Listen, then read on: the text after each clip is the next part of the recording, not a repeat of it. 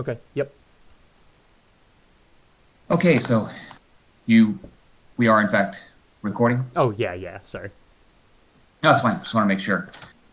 Okay, so Gavin and I are back to talk about the second half of Dawkins, the greatest show on earth. Um, I understand that. Well, no, we can see that everybody's doing. Generally speaking, things are going incredibly well. You guys are turning stuff in. You're getting your reaction papers in. You're getting your discussion questions in. You're responding to other students' questions. So, and I mean, we've said it before, and I'll just say it again. You're doing well in this class is keeping up and turning stuff in. Um, uh, Gavin, did you have anything in particular you wanted to mention, or are we good? No, we're good. Questions are still good, and your responses are Good. still lengthy and thoughtful. Good. Excellent. Okay, so today what we're going to do again is talk about the last. It's a little more than half, but the last half or so from Dawkins, and a couple of things we wanted to point out for the videos for this week. Um, you can go back to your Moodle messages to see which videos are assigned. And I guess right after this, Gavin, if you wouldn't mind just following up and then posting once again the links Yep. okay, I think you've been doing that each week. Is that correct? Mm-hmm. Okay.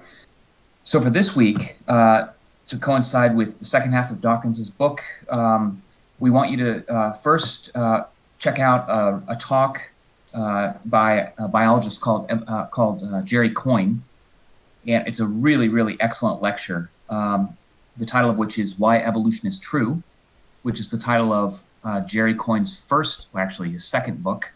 It's called "Why Evolution is True." Jerry Coyne is the author of our next book in this class. After we finish Dawkins, we'll move on to Jerry Coyne's book called "Faith versus Fact," why science and religion are incompatible.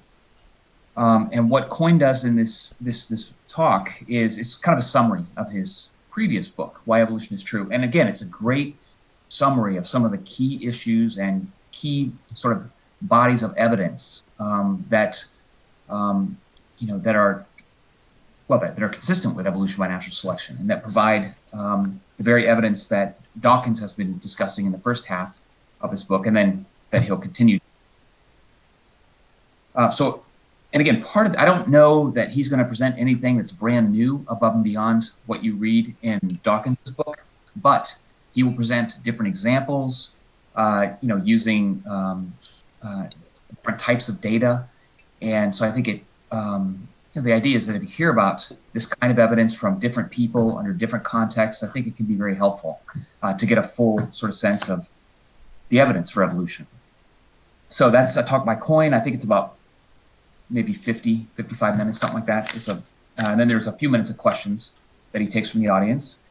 Then we'd like you to watch the next 4 episodes in the PBS Evolution series. You saw the first part, Darwin's Dangerous Idea, that gave you a sort of a very broad overview of who Darwin was and what his theory is and what it's not. For this week, we want you to see parts 2, 3, 4, and 5. There are 7 parts. We'll ask you to see 4 of them this week, and it's about 50 minutes, something along that per episode. So you can watch it at your leisure. And these parts this week address, I'm just looking at the titles of the episodes, great transformations, like, for example, moving from the ocean, the seas, to the land, sort of looking at the evolutionary transitions. Then there's part 4 addresses evolutionary arms races, which fits in really nicely with our chapter this week, with our reading this week. We'll skip one. And then part 3, whoops, I missed part 3 was extinction. Sorry about that. Part 3 is extinction, which we've read about both in Darwin and in Dawkins. Part 4 then is evolutionary arms race, and part 5 is why sex, and it basically gets at sexual reproduction and the evolution of sex in particular, sex differences and sex similarities. So all 4 of these episodes, all of the episodes from the evolution series, the PBS evolution series, are really super well produced and well done. So those 4 episodes plus the talk by Coyne are the the videos for the week. Then what we'll do is next week, which is week 5, we will tackle the first half of Coyne's book. I won't talk about the videos at this point. We'll get to that later. Week 6, we'll address the second half of Coyne's book. And then week 7, which is our final week, we will talk about the book by David Benatar called The Human Predicament. So so we are on week 4, I believe. Are we not? Right now, we're on week 4. Yep. So after today, we'll be past halfway done. How about that? Okay. Let me back up and grab the book here then. So shall we just kind of jump in, Gavin? Yeah. Yep. All right. So chapter 6 is titled Missing Link. What do you mean missing? In this chapter, what Dawkins does is in many ways gets into what we do know about transitional life, about the transitional fossil record. We certainly know a lot more today than we knew, than Darwin knew in his time. I mean, the fossil record was quite poor in Darwin's time. I think we've mentioned a couple of times that there wasn't a single human or hominid fossil in Darwin's day. Today, of course, we have hundreds of thousands of such fossils, including some really incredible transitional fossils. So one of the things right at the beginning here, this is on page 145, and sorry, I don't want to forget, one of the things we're going to try to do today, Gavin and I talked about, is that we're going to try to spend no more than about 20 minutes on each of the chapters. So I've got about, you want to check the time there, let's make sure we don't go too much past 20 minutes on each one of these chapters. Yep. Okay, right at the beginning of the chapter here, he notes, I like the way he sets it up. He says, creationists are deeply enamored of the fossil record because they have been taught by each other to repeat over and over the mantra that it is full of, quote, gaps. Show me your intermediates. They very fondly imagine that these gaps are embarrassment to evolutionists. Actually, we are lucky to have any fossils at all, let alone the massive numbers that we now have to document evolutionary history, large numbers of which, by any standards, constitute beautiful intermediates. Then he says, I shall emphasize in chapters 9 and 10, which we'll get to shortly, that we don't need fossils in order to demonstrate that evolution is a fact. The evidence for evolution would be entirely secure, even if not a single corpse had ever fossilized. It's a bonus that we do actually have rich seams of fossils to mine, and more are discovered every day. That's kind of his setup. I mean, you can't not review, well, I guess you could ignore it, but it's really quite a wonderful record, the fossil record. But Dawkins's point here is it's not required. The evidence is so strong for evolution that had we not had a single fossil, it wouldn't impact the truth value as best we can assess of evolution, particularly once we get to the work on molecular genetics. I mean, it's just incontrovertible. But his point here is to sort of address this long-standing apparent dig at evolution, the idea that, where are all the transitional fossils? Where are all these transitional life forms? And in fact, they exist in abundance. But it's a bit of a shell game because as soon as, let's imagine you have, let's say there's what appears to be a missing link between one animal and another animal. Let's just for the moment. Well, then if you find a fossil that represents that missing link, let's say between animal A and animal B, well, now what'll happen, and what does happen, is creationists will often say, well, now you have two missing links, because you find something in between A and B, let's call it C. Okay, well, now you've got the link between A and C missing and the link between C and B missing. And this is a fool's errand. I mean, there's no, for people who pursue that line of logic, the more evidence you provide, the less you appear to have provided. Right. which doesn't make a lot of sense. So one of the things I think that's important that Dawkins does right up front in this chapter too is he addresses the fact that evolution as a broad sort of theoretical framework is in fact falsifiable. And as he mentions this is at the bottom of page 146 and at the top page 147, he notes what would be evidence against evolution, and very strong evidence at that, would be the discovery of even a single fossil in the wrong stratum. Okay, he says he's already made this point in chapter 4. J.B.S. Haldane famously retorted when asked to name an observation that would disprove the theory of evolution: fossil rabbits in the Precambrian. If you were to find such fossils, in completely in the wrong, strata, geological strata, that would be devastating. But then, as Dawkins notes, no such rabbits, no authentically anachronistic fossils of any kind have ever been found. Okay, all the fossils that we have, and there are very, very many indeed, occur without a single authenticated exception in the right temporal sequence. Yes, there are gaps, okay, where there are no fossils at all, and that is only to be expected. But not a single solitary fossil has ever been found before it could have evolved. I mean, imagine that. We've been looking very, carefully for at least the past, 150, 200 years, all over the world, and not once has a single fossil been identified that appears when it should not have appeared. And you can bet that there are people looking for these. And I think that's worth noting, that every such instance is an instance in which evolution, again, as a broad framework, could be falsified, but has not been falsified. Right. Yeah, no, I thought that was a good point. And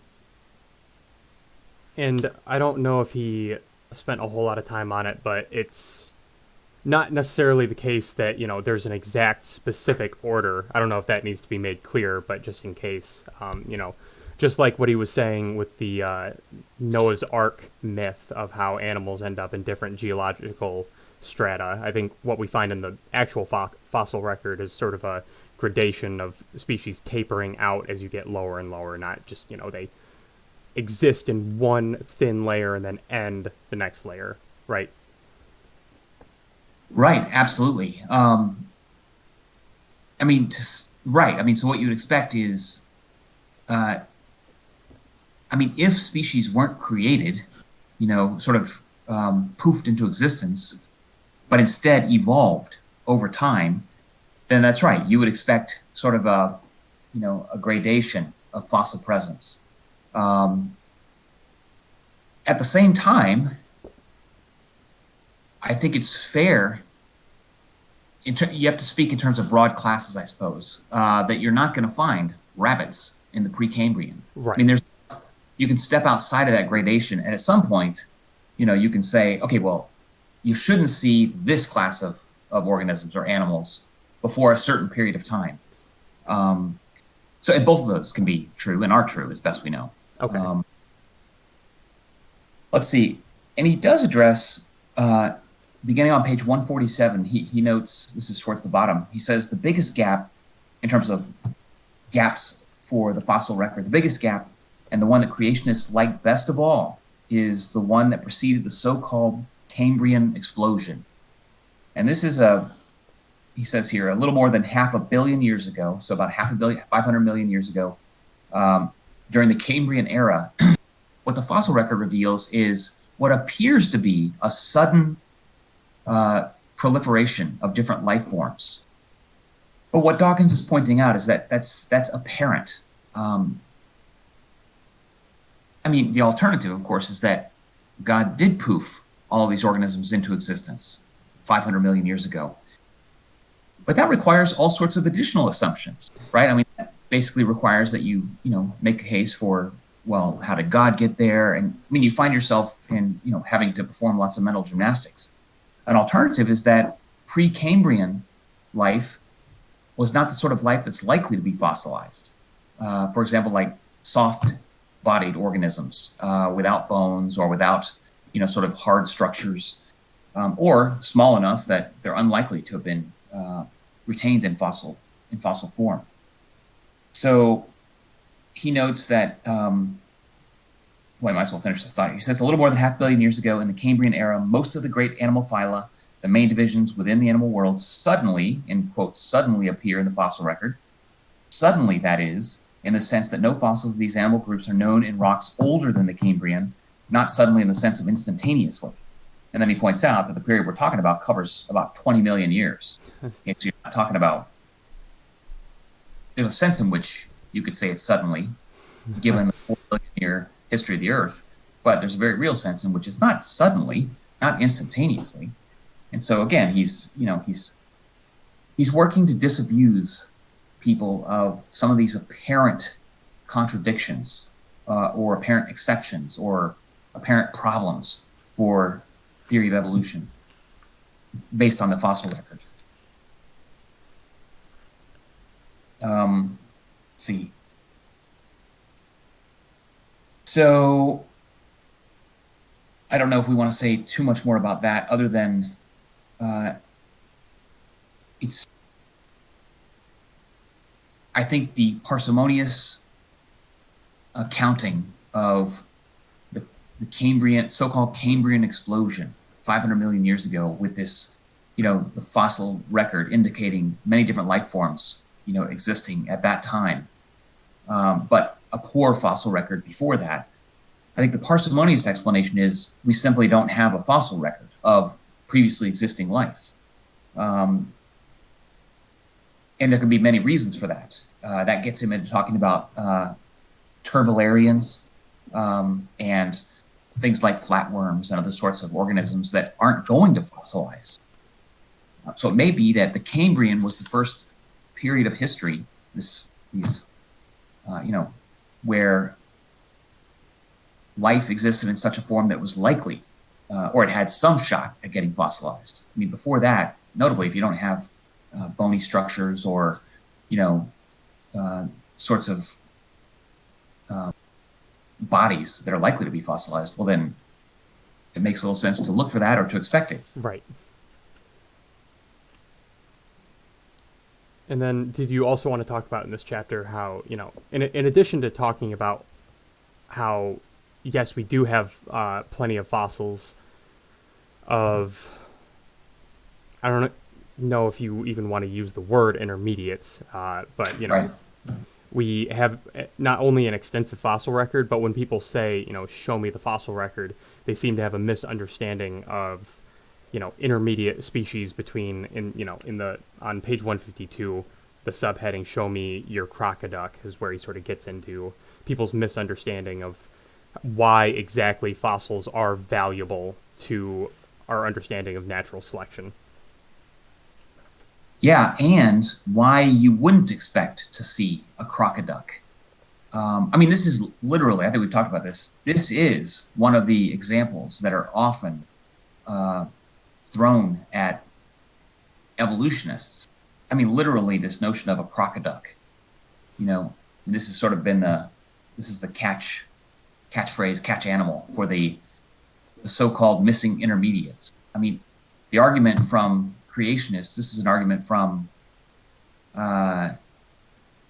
one particular creationist group that's gotten a lot of play, at least over the last decade or so.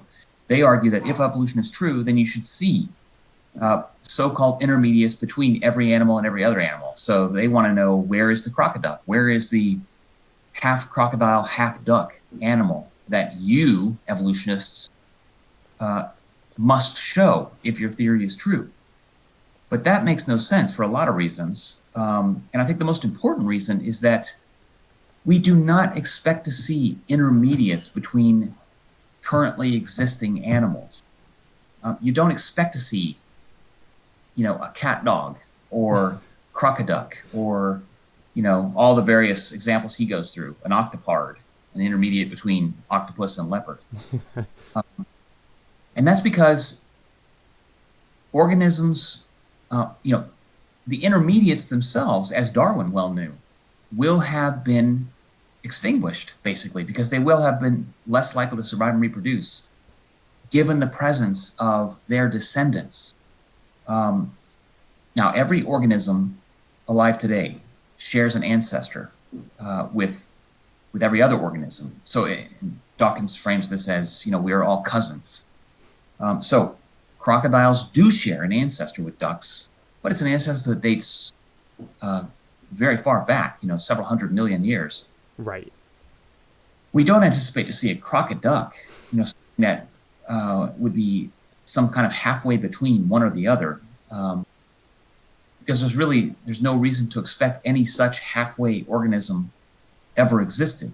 What you do expect to have existed are ancestors to modern species. Which probably looked, in that case, nothing like a duck, maybe something like a crocodile, but certainly Sure. not anywhere halfway in between the two.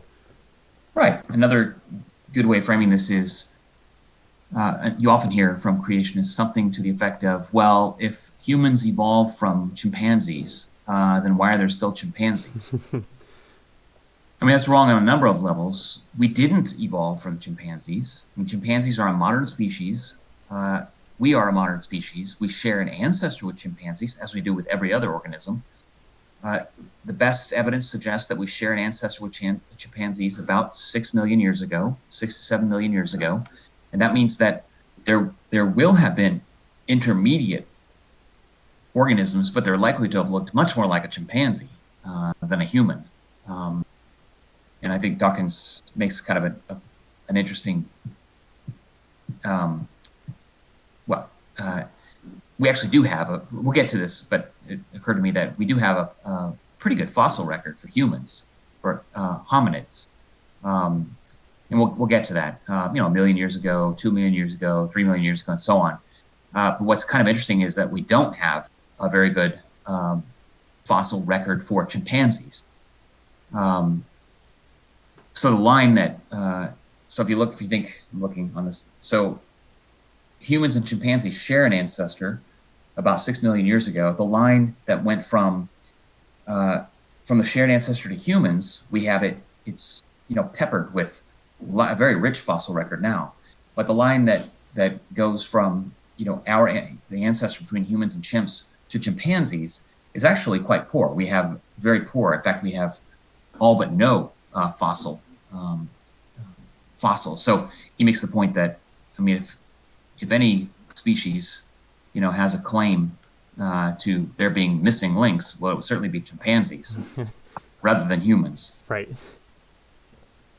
So anyways, a lot of this chapter is really sort of disabusing, the reader of some very common, sorts of long-standing misunderstandings about the fossil record and about what the fossil record reveals and about what you should expect of the fossil record.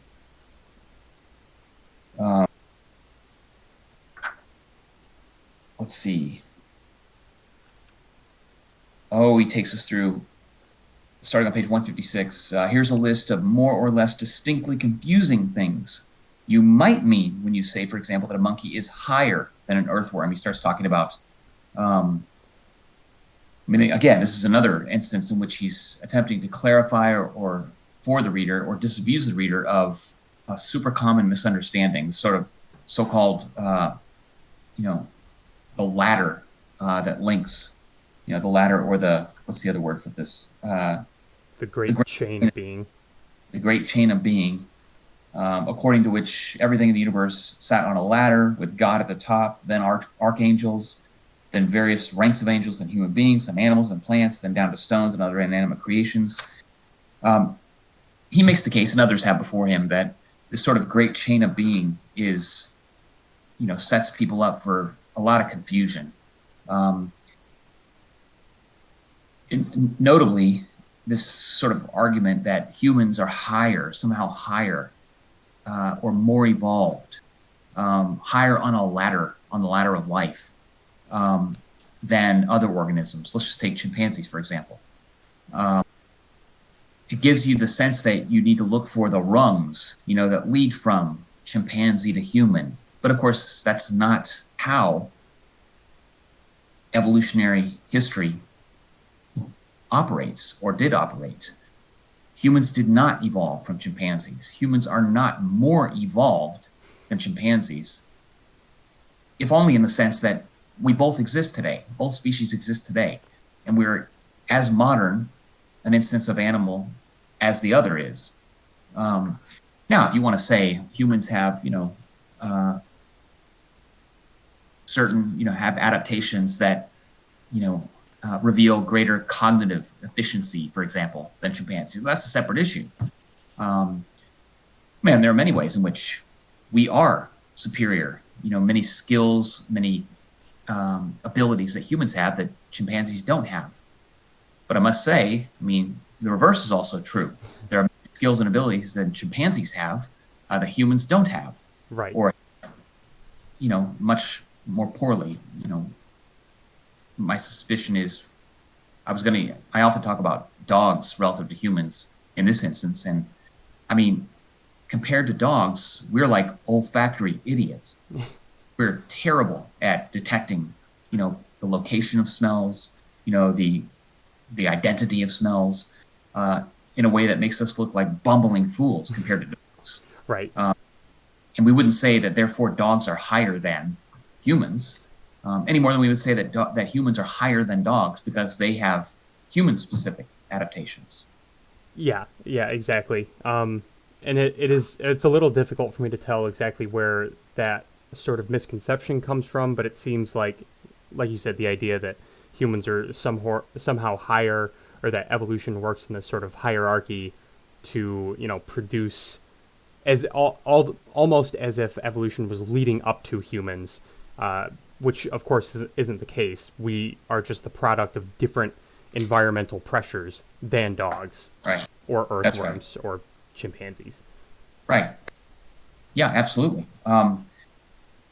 Okay, so part of it is we're going to have to let, if and when there are remaining confusions, or these are, part of it is that Gavin and I can't predict what questions you might have, and so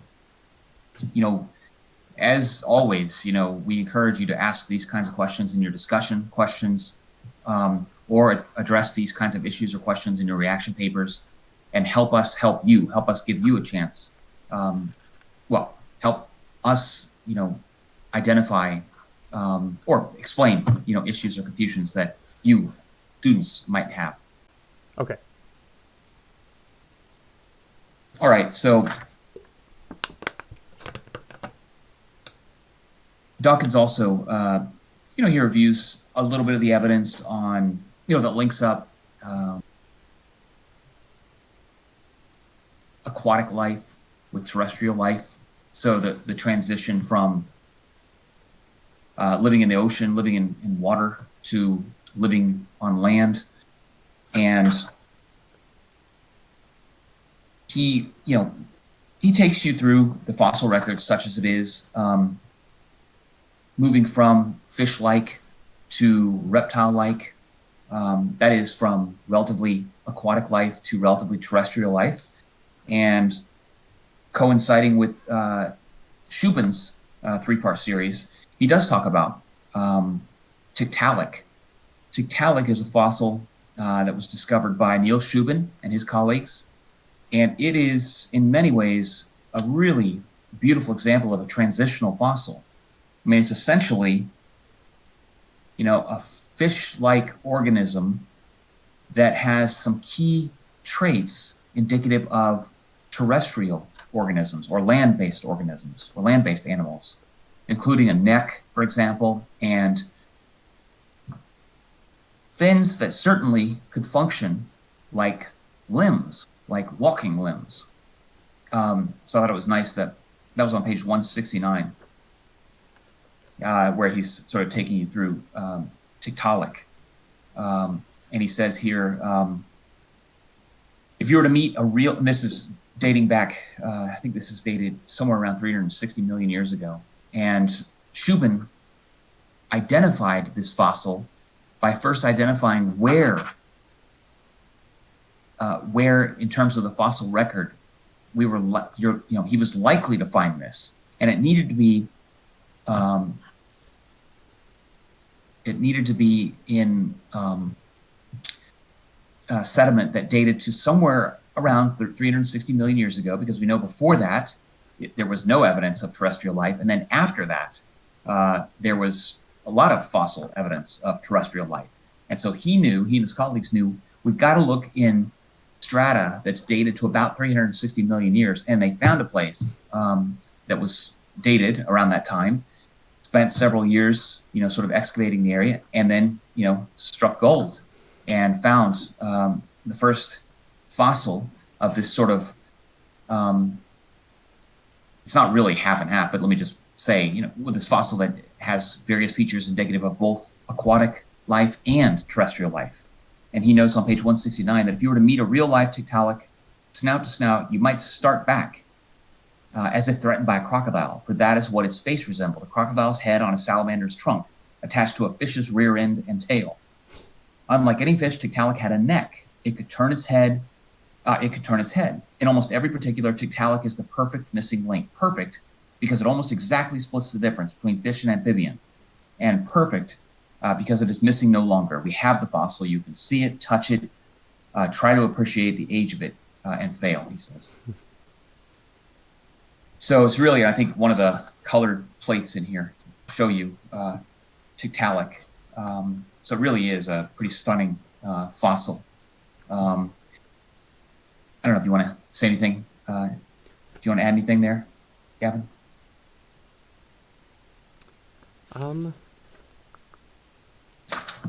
I mean, nothing other than it is a very good example of, like you said, an intermediate between an aquatic and a terrestrial species. Not in between any two specific species, of course, as we wouldn't expect that, but it is a good sort of way to show, in not just a progression from sea to terrestrial life, but also a lot of the other stuff he's touched on in this book, such as the gradual nature of natural selection, and how, just keeping in mind with everything we've been saying, that you would expect all of the intermediates before and after Tiktaalik to be well suited to their environment from sea to land. Yeah, absolutely. That's a really good point. Yeah, absolutely. Okay, so let's looking forward. I hope students. I certainly appreciated sort of the brief review of what we know about whale evolution, which is really interesting. I mean, you can see we now have an incredibly rich fossil record for whales, for modern whales. And we know that whales evolved from land animals, terrestrial animals. And you can see he's provided on page 171 sort of a snapshot of what we know about the likely evolutionary history of whales. And in each one of these examples here, we have a very rich fossil record. So it's pretty amazing. You get from some of these clearly land-based animals to what we would see is a modern whale. And so again, it's a good example of the fossil record for a particular animal, and the fact that we, for many of these animals, we do have a very rich fossil record, and the evidence, is very clear in this case, leading from aquatic life to land-based life, and then back to aquatic life in the form of a whale. He takes you through a variety of these now extinct animals, like he shows you the relationship, for example, between an ancient dugong, Pesosiren, on page 174, and then you can see how that, what that looks like compared to the modern dugong. And you can see the modern dugong, these exist today. You can see they have these sort of partial tiny little bones that are indicative of an animal that evolved from, a fully terrestrial animal. He's got these sort of leg pieces, actually have no functional value as best we know today. Right. But they have them because they have an evolutionary history of land-based life. So that takes us through, he addresses at some length the family tree of tortoises and turtles. Yep.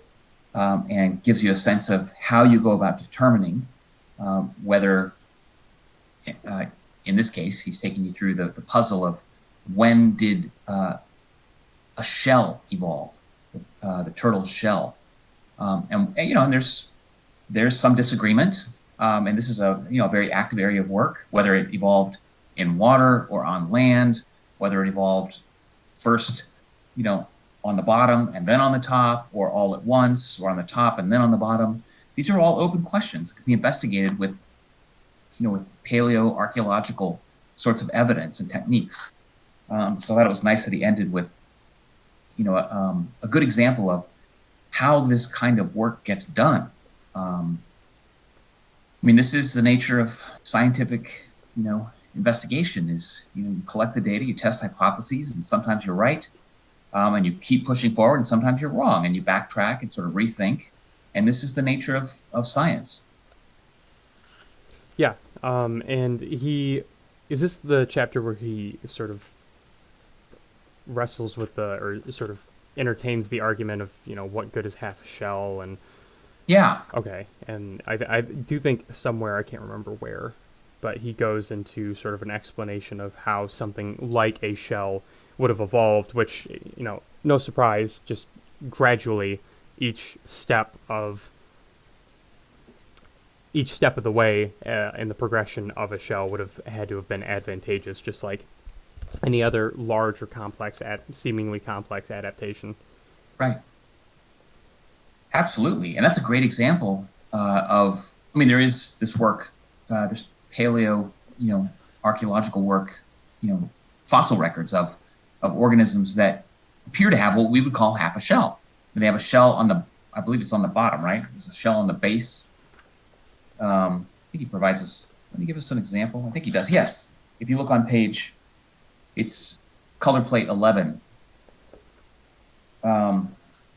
He's showing you, this is F, so it's some groups as suggested by the fascinating Odontochelys, the proto-turtle without a top shell, having returned to the water, may even have made another return to the land later. So he has sort of there's a half shell in a sense. It's a bottom shell. There's no top shell. And here's an example of an animal that existed with just about precisely half a shell. This, protecting the underside of the animal, which suggests likely that predation came from below rather than from above. Sort of protection against predation underneath. Right. It's just an extreme example of, half a shell can be incredibly useful. Would have been for these organisms, or else they could not have evolved. All right. Shall we move on to chapter 7? Yeah, and I think a lot of this one is a lot of echoing the same sort of points, but just specifically in relation to humans, it seems like. That's exactly right. So this is missing persons, missing no longer. I think we mentioned a couple times, but just to be super clear, Dawkins notes right at the beginning here on page 183, at the time of Darwin's writing, there were no fossils at all linking us to our closest relatives among the apes.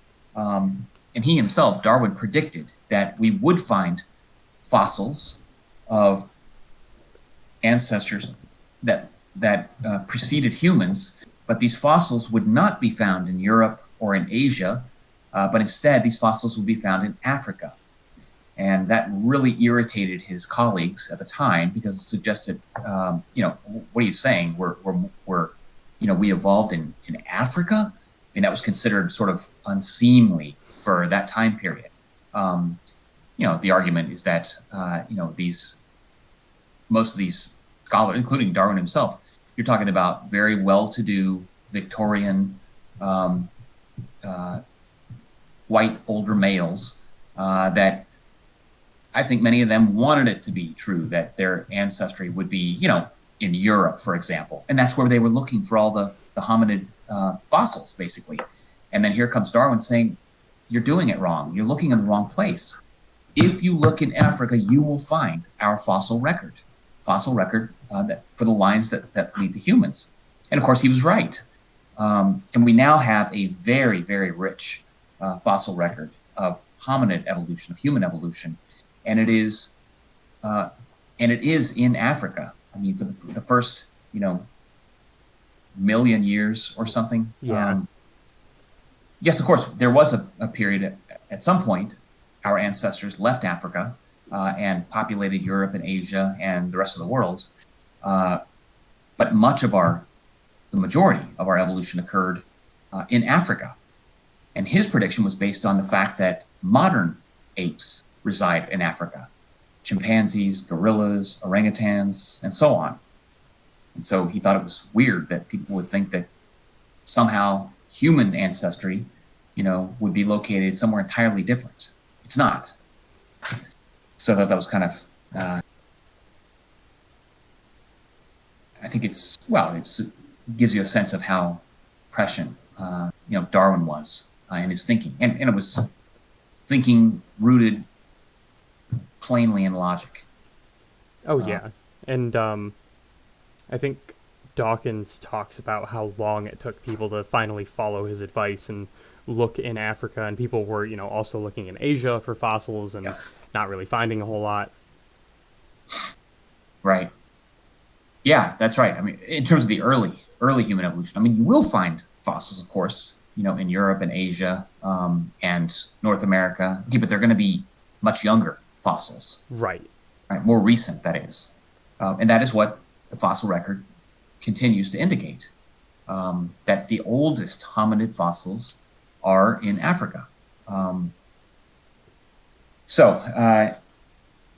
He takes you through various different fossils that have been found and identified, based on, dating techniques that we talked about before. And it really is a very rich record. And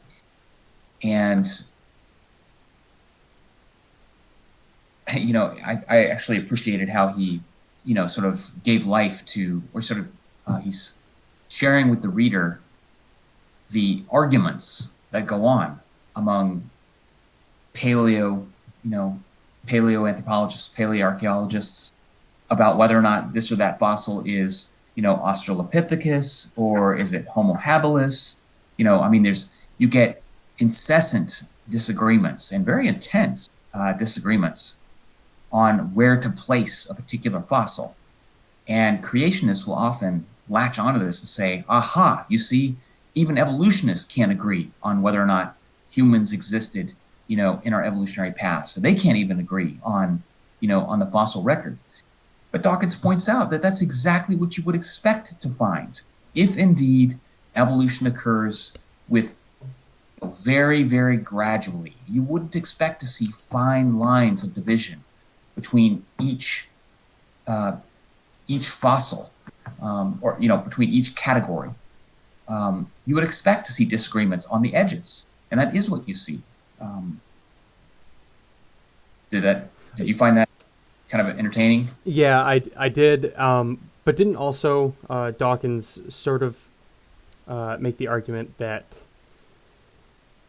to a point, the classification of the fossils in some ways is not extremely helpful, because you do expect such a gradual change in one record or one fossil to another.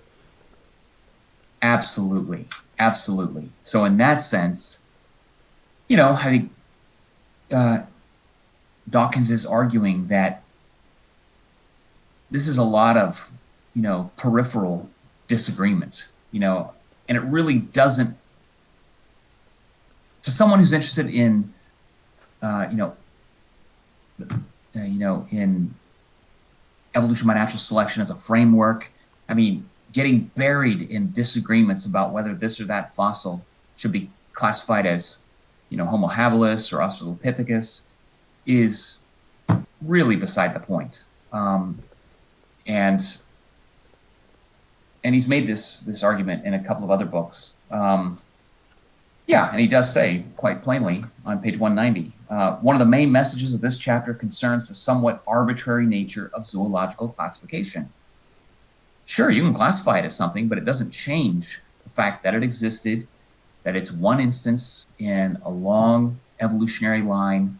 But to get buried in the details, he would argue, now paleoanthropologists and paleoarchaeologists might not agree, that he thinks this is much ado about nothing, in some sense. So I think you're right about that. Yeah, and I agree that, the classification or just the naming of the fossils can, I think, be more trouble than it's worth. But I also don't want to say that, there isn't a lot of value in figuring out where in the lineage, so to speak, certain fossils fall, because it does have a function in determining, what physical features does this hominid have, and, where should it be where is it most closely, or what other species does it most closely resemble for which we have a record. And right. I think we can gain a lot of insight about, using that information. But I also appreciate what he's saying about the arbitrariness of it and getting too hung up on details of classification. Yeah, specifically classification. Right. The arbitrariness of the labels, the arbitrariness of whether or not this particular, extraordinary fossil should be classified in this group or in that group, because there is expected to be. You should expect disagreements where your fossil, where your evidence, appears to sit somewhere in between. Then you're going to expect people to disagree. But that's just it. Is that it is an unbroken line. And so therefore, you absolutely should expect to see some difficult cases, and reasonable arguments for why, well, this particular fossil should be categorized as, Australopithecus. No, it shouldn't. It should be categorized as, a particular hominid or, Homo ergaster or whatever. You should see disagreements. That's what you would expect to see. And to obsess on the classification is, I think, in some sense, to lose sight of the fact that we do have this record. It does indicate gradualistic evolutionary change. But at any rate, that's so right. I think you can appreciate Dawkins's point. And he's certainly not arguing that it's not important to investigate, the fossil record.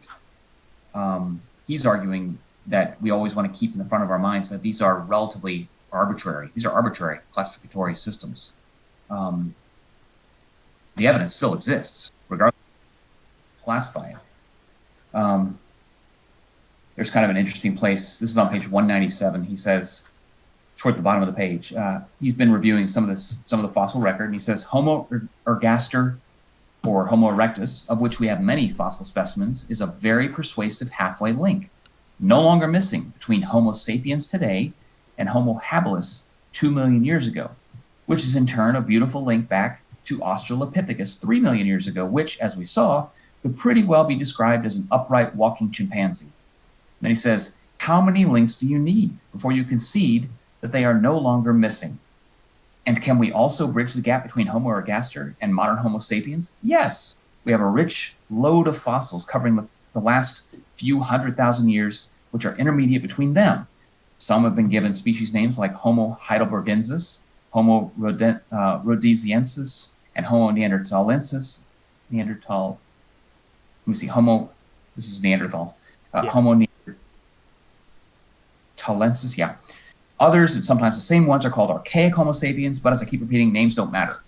What matters is that the links are no longer missing. Intermediates abound. So, I mean, keeping in mind that every time an apparent intermediate is identified, that this does, for many creationists, just double the number of missing links now. And that, again, if you're not blinkered by your particular ideology, you can see that that is, sort of a weak effort at special pleading. When you provide when you provide a defensible intermediate between one species and another, to provide that intermediate, then to have your, the person you're arguing with to say, aha, well, now you have two missing links, where once you had one. Something's not right in that line of argumentation. So we'll leave it at that. That the more you provide, the more evidence you provide, the less you provided, and that makes no sense. Right. So what did you think about that argument that he sort of writes about, the just go and look, beginning on page 198? This is his discussion with Wendy Wright. Yeah, of Concerned Women for America. Yeah. Yeah, I thought it was entertaining. It was frustrating to read. He does sort of, defend himself at the end, saying, it seems like I got a little frustrated. He basically argues that he feels justified, and I probably would be a little frustrated as well. I just don't understand. I don't know. I don't get it. I don't get where people get the information that the fossils don't exist, or that they only exist in illustrations, and that they aren't real. Like, people haven't dug these up and found them. Yeah, I think it's actually, if you tell the students, and just mention it to you now, I don't know if have you actually seen this interview? No, I have not. Wasn't a portion of this? I feel like a portion of it was shown in one of his documentaries. But at any rate, you can see the insufferable hour-long discussion between them. It's on YouTube. Just search up Richard Dawkins and Wendy Wright. That's her name, right? Wendy Wright? Mm-hmm. I mean, it proceeds just exactly as Dawkins is presenting here.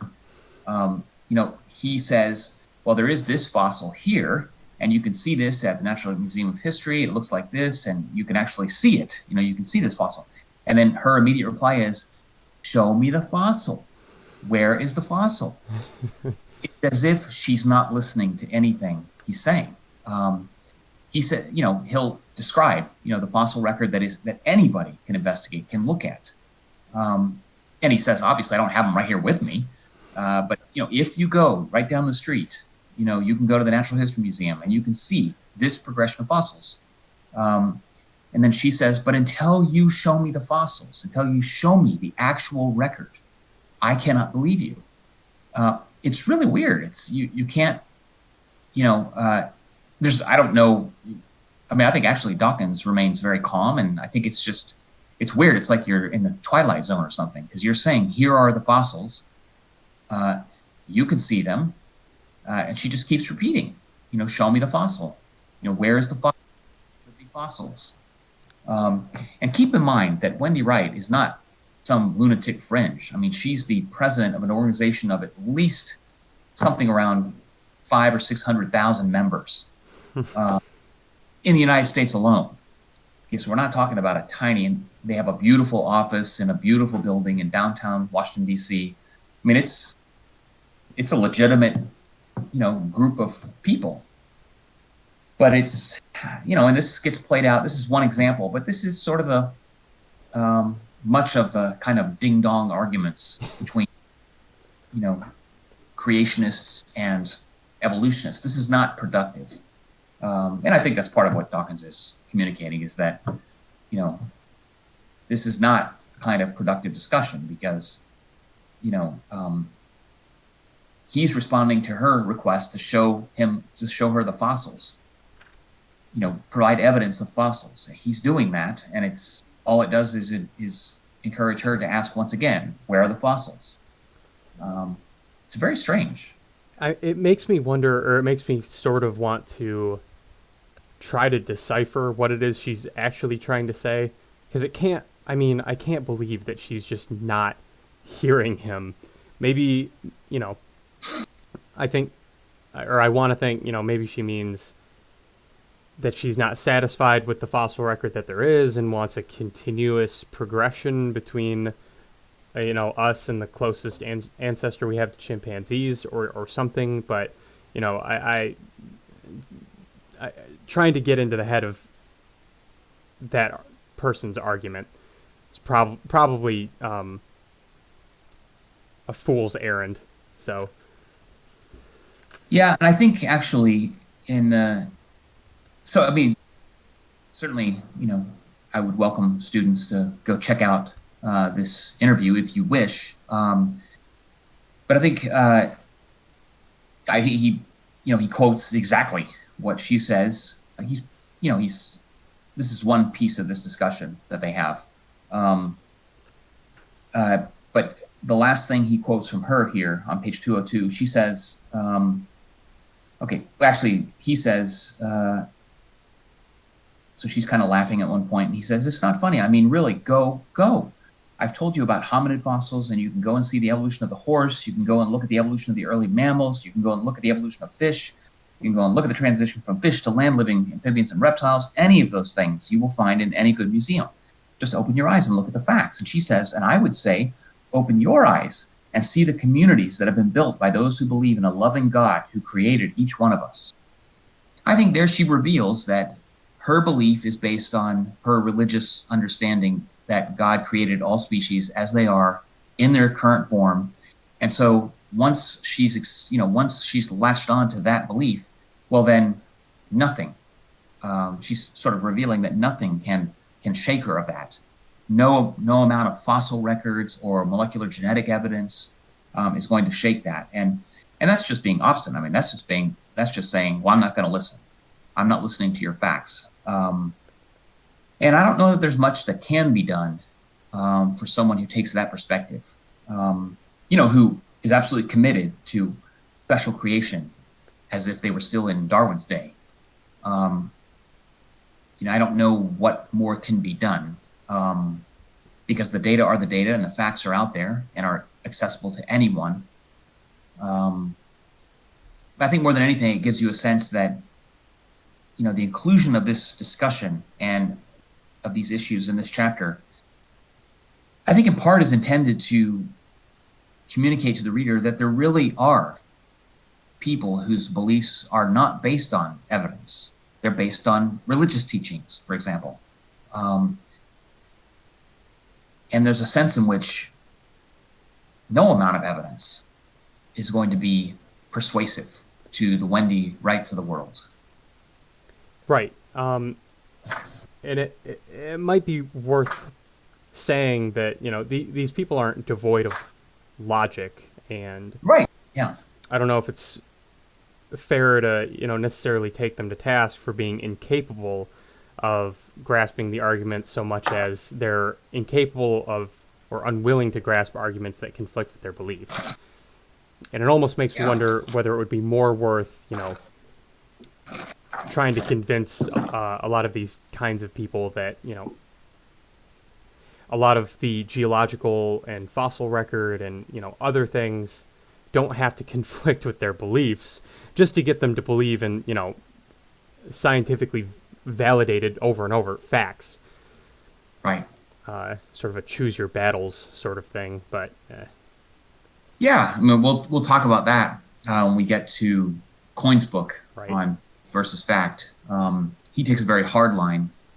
Well, he argues that there's a basic incompatibility between faith, religion, non-evidence-based sort of thinking, and science. That's not to say that you can't find common ground, but at a basic level, he argues, there's an irreconcilable, sort of distinction. But yeah, I mean, I hear you. But this, I mean, Wendy Wright's perspective and, her organization, I mean, this is basically, it's like closing your eyes and sticking your fingers in your ears and saying you won't listen. Which, it's one way to go, but then what I don't understand is why she would even want to engage with Dawkins. Because, I mean, she agreed to this interview and, and she was happy to talk to him, I presume. But then to simply respond show me the fossils. Where are the where are the fossils? As he's describing in detail, these fossils, I don't get it. I don't see how that, strengthens her case. I can only imagine that the people who watched that interview for Wendy Wright were just as convinced by her argument as people who watched the interview for Dawkins were convinced by his. Yeah. But there really is a truth there. There really are facts. Oh, yeah. So at any rate, we won't belabor it. Now, shall we move on to chapter 8?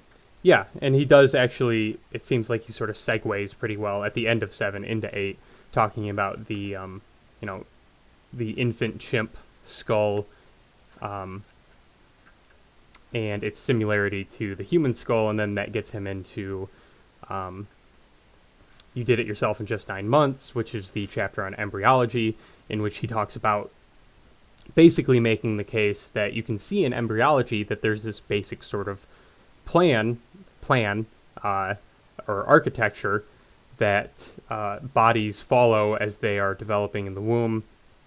And you can see along various points that even human embryos resemble or animals that we share a common ancient ancestor with, like fish and even like chickens and mammals, as we get, more and more human-like in shape and structure. Yeah. And then he goes through various examples as well. Yeah, I think one of the most important points of this chapter is he sort of summarizes it on page 220. And what he says is, this is the first full paragraph on page 220. He says that he's talking about embryological development, and he says the key point is that there is no choreographer and no leader. Order, organization, structure, these all emerge as byproducts of rules which are obeyed locally and many times over, not globally. And that is how embryology works. It is all done by local rules at various levels, but especially the level of the single cell. No choreographer, no conductor of the orchestra, no central planning, no architect. In the field of development or manufacture, the equivalent of this kind of programming is self-assembly. I think that's a really important point, is that, there is no choreographer here. There is no master planner that's, sort of separate from the goings-on of the cells. There's no sort of puppet master that's making it all run. In other words, it's not necessary to propose a divine sort of god or gods that's making this happen. It is happening as a consequence of local rules. So each cell behaves according to the cells around it and its immediate, sort of environment. As a consequence, you get the emergence of what he refers to here as self-assembly. Okay? And we can see this in embryology. We can see this in a variety of other analogies for development that Dawkins provides as he takes you through some of these different ways to think about embryological development. But the critical point here is that, people have looked, but there is just simply no evidence for any kind of master planner or organizer or choreographer. It doesn't exist. You won't find it. It's sort of like looking for the self in the brain. Where is yourself? And people have looked, and it says there's a philosopher called Dan Dennett, and he points out that you can look, and people have looked until you're blue in the face, but you will not find the self in the brain. There is no location for the self, which is the choreographer of your person. Similarly, we now have decades of intense scientific investigation, on the details of embryology. And no one has ever found sort of the master planner. Where is it located? Where is this master planner? Where's the choreographer? There is none. There's no choreographer. I think a great example is if you think about a termites mound. There is master planner. There's no king termite that's directing everyone to do, to build this, incredibly complicated structure, which has pathways and rooms and blind alleys and, a place to care for young and a place to store food. I mean, each termite is behaving as a function of its local environment, depending on what other termites around it are doing, and depending on the local ecology of the mound itself. There's no master guide. There's no choreographer, and it's the same thing with embryology. It is a weird thought, but that's what the evidence indicates. Yeah, no, that's a good point. And I want to assure, although I might not do a good job of explaining it, I want to assure like the students when they read this part of the book that just because there is no master plan and there are individual, in embryology there are individual cells following local rules, that is no reason to expect that there would be like chaos. Even in a termite Right. mound that looks sort of, or can look sort of disheveled or unruly, because he compares in this chapter the termite mound to like a piece of human architecture. It's not going to look as pretty in that case.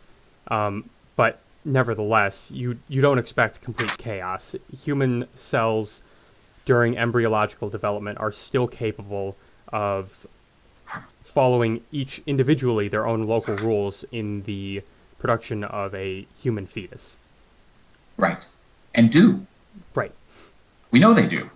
I mean, actually, there's a place towards the end of this chapter where he's talking about, embryology, and he says, I think it's beginning on 249. Hold on a second. So he says, at the bottom of page 249, he says, even more complicated than the selection pressures in the ecological, sexual, and social environments of the animals is the phantasmagoric network of influences that go on within and among the developing cells. Influences of genes on proteins, genes on genes, and so on. And then he says, nobody understands the whole picture. But then he says, and nobody needs to understand it in order to accept the exquisite plausibility of natural selection. Natural selection favors the survival in the gene pool of the genetic mutations responsible for making crucial changes in embryos. The whole picture emerges as a consequence of hundreds of thousands of small local interactions, each one comprehensible in principle, although it may be too hard or too time-consuming to unravel in practice, to anyone with sufficient patience to examine it. The whole may be baffling and mysterious in practice, okay, but there is no mystery in principle, either in embryology itself or in the evolutionary history by which the controlling genes came to prominence in the gene pool. I think it's kind of I appreciate his recognition that it is baffling and it can seem mysterious. That it seems mysterious doesn't mean it is mysterious. There must be an explanation, and people are working on, the details of embryology. None of which have lent any credence to the argument that there must be a master planner Right. somewhere guiding things. I mean, it's still possible, but nobody has found it. And you have people who are spending their entire careers, investigating the process of embryology. And there simply is no evidence for a choreographer or a master planner or a king builder. And there doesn't need to be. All of this can happen, again, as a byproduct of local rules. I mean, I think it is baffling exactly how, we don't know exactly how this happens. But the fact that we don't know doesn't thereby mean we should conclude that Thor is guiding things, or, that, some other spirit or god or gods are choreographing things. Right. And he doesn't ask you to take it on faith that, these things are working in an understandable way, because he does break it down to, on page Right. 222, individual, like single-celled organisms like viruses, and they're capable of following individual local rules, and building up from there. He talks about how individual cells in multi-celled organisms can similarly produce large results, all by individually following local rules in the production of proteins and proteins folding into amino acids, and all the individual, like he doesn't scant on the details of the No, mechanics. no, not at all. And and like with viruses, for example, uh, they don't know what they're doing. I mean, it's an extreme example because in this case, they are just packets of information. There is no, it's not even possible for them to know anything. It's literally just packets of information. And yet, they are, appear to be beautifully designed to make copies of themselves, right? And the same thing is true with, with the embryological development of human cells or of any other, living body. You can see that just by operating at the local level, you can go from, he takes you through the various processes in embryology: gastrulation, neurulation, invagination. And again, none of these cells, there's absolutely no reason to think that any one of these cells has any idea what it's doing or the bit part it's playing. I mean, where would it keep that information?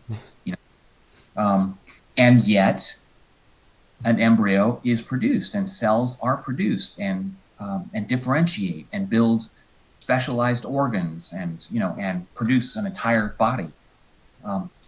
So we know it happens, but we don't know all the details about how it happens. And again, that just means there's more work to be done. It doesn't mean that you sort of throw your hands up and say, well, I guess Thor did it. I mean, you could do that, but that wouldn't be very satisfying, because then you'd have to account for, well, how did Thor get there? Right. Okay, let's see. And this is a good chapter to note that Gavin and I aren't interested in you remembering all of the details of enzymatic activity and, the different phases of, development. And I mean, it's important that this information is here, and, he sort of, Dawkins is not just asking you to accept that, accept it on faith, as Gavin mentioned. I mean, Dawkins is reporting, sort of a summary of what we know at this point. So it takes you through, some of this basic science. But, if you remember only one thing from this chapter, I would argue all of the evidence indicates that there is no central planner. There's no, when it comes to embryology, there's no architect, there's no master architect, there's no, all-knowing organizer, there's no puppet master. Embryology occurs, all by virtue of local rules being observed at the cellular level. Yeah. Yep. No, I think that's a good takeaway for that. That is the big picture. Is there anything else we wanted to touch on for that chapter before we did move on? I don't think so. Okay. That's I think those are the key points that are really important to appreciate. The lack of a central planner. And I mean it's an easy thing to say, but I think it really is important to appreciate that there doesn't need to be a central planner. There doesn't need to be a choreographer. It doesn't add anything to suggest that there is a choreographer, because we know that this process occurs. We know many of the details, not all of them, and we haven't had to hypothesize a master planner or a choreographer. And I think it's important. Right. All right, so let's move to chapter 9, the Arc of the Continents. So what are your do you have any sort of initial comments on this chapter, Gavin? What do you see as kind of the main points that students might want to take away from this chapter? Yeah, so essentially this chapter, and I can't remember where, but I feel like that one sort of example he gives in this chapter is, imagine a singular flat landmass. Right. And imagine like a species living on that landmass. It would, based on what we know of evolution, there's just no way that that species could split into two divergent species without some sort of geographical separation between two halves or two, members of the species.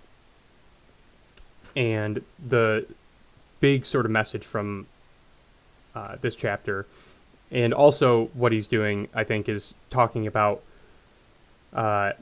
Darwin's explanation of islands and geographical separation, or the geographical distribution of species, and kind of explaining why it is that we see different species in different locations, why geography is important to the separation and speciation of different organisms. Yeah, in many ways, you can think of this chapter as sort of an update on Darwin's chapter on geographical distribution of species, or a couple of chapters. Mm-hmm. No, I just had the one chapter. I can't remember, but he mentioned the geographical distribution of species at various points. Darwin did. And that was really one of Darwin's important insights, is that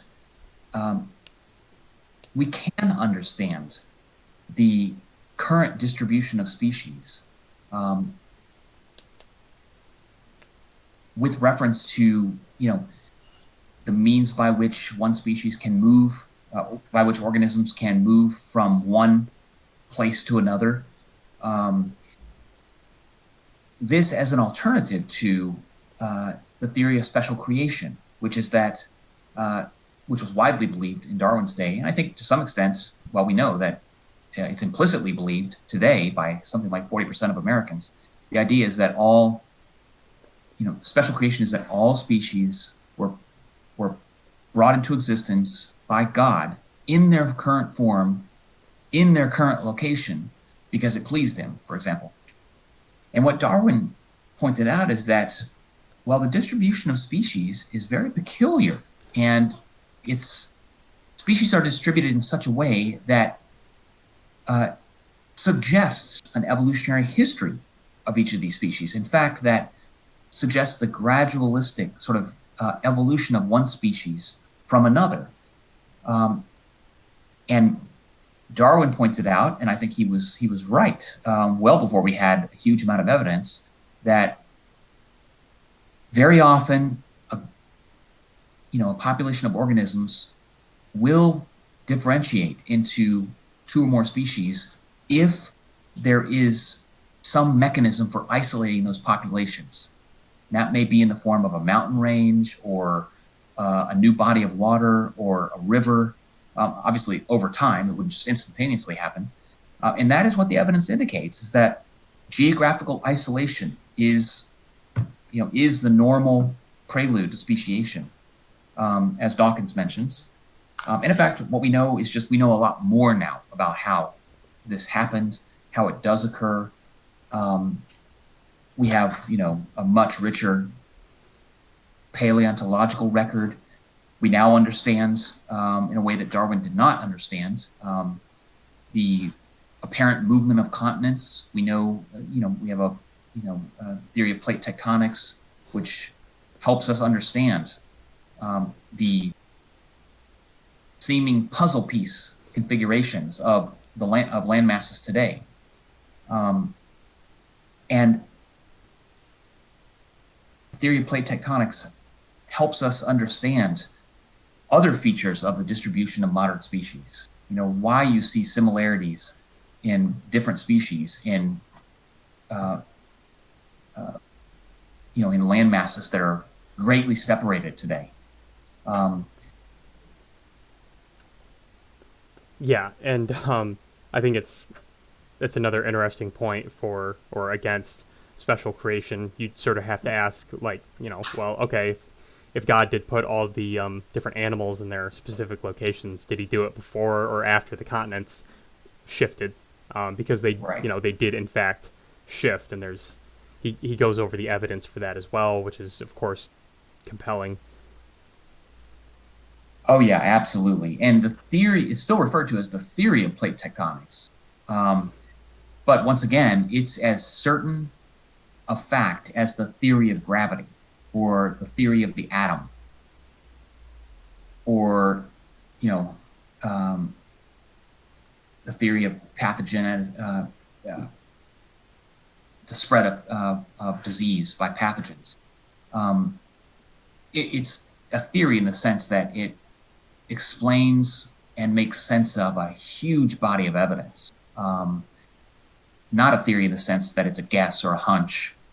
That probably would apply in Darwin's day. It was a theory, his theory of continental drift, or actually he sort of pushed back against the theory of continental drift because he, like many people in his day, couldn't imagine, what force would be required to move continents apart.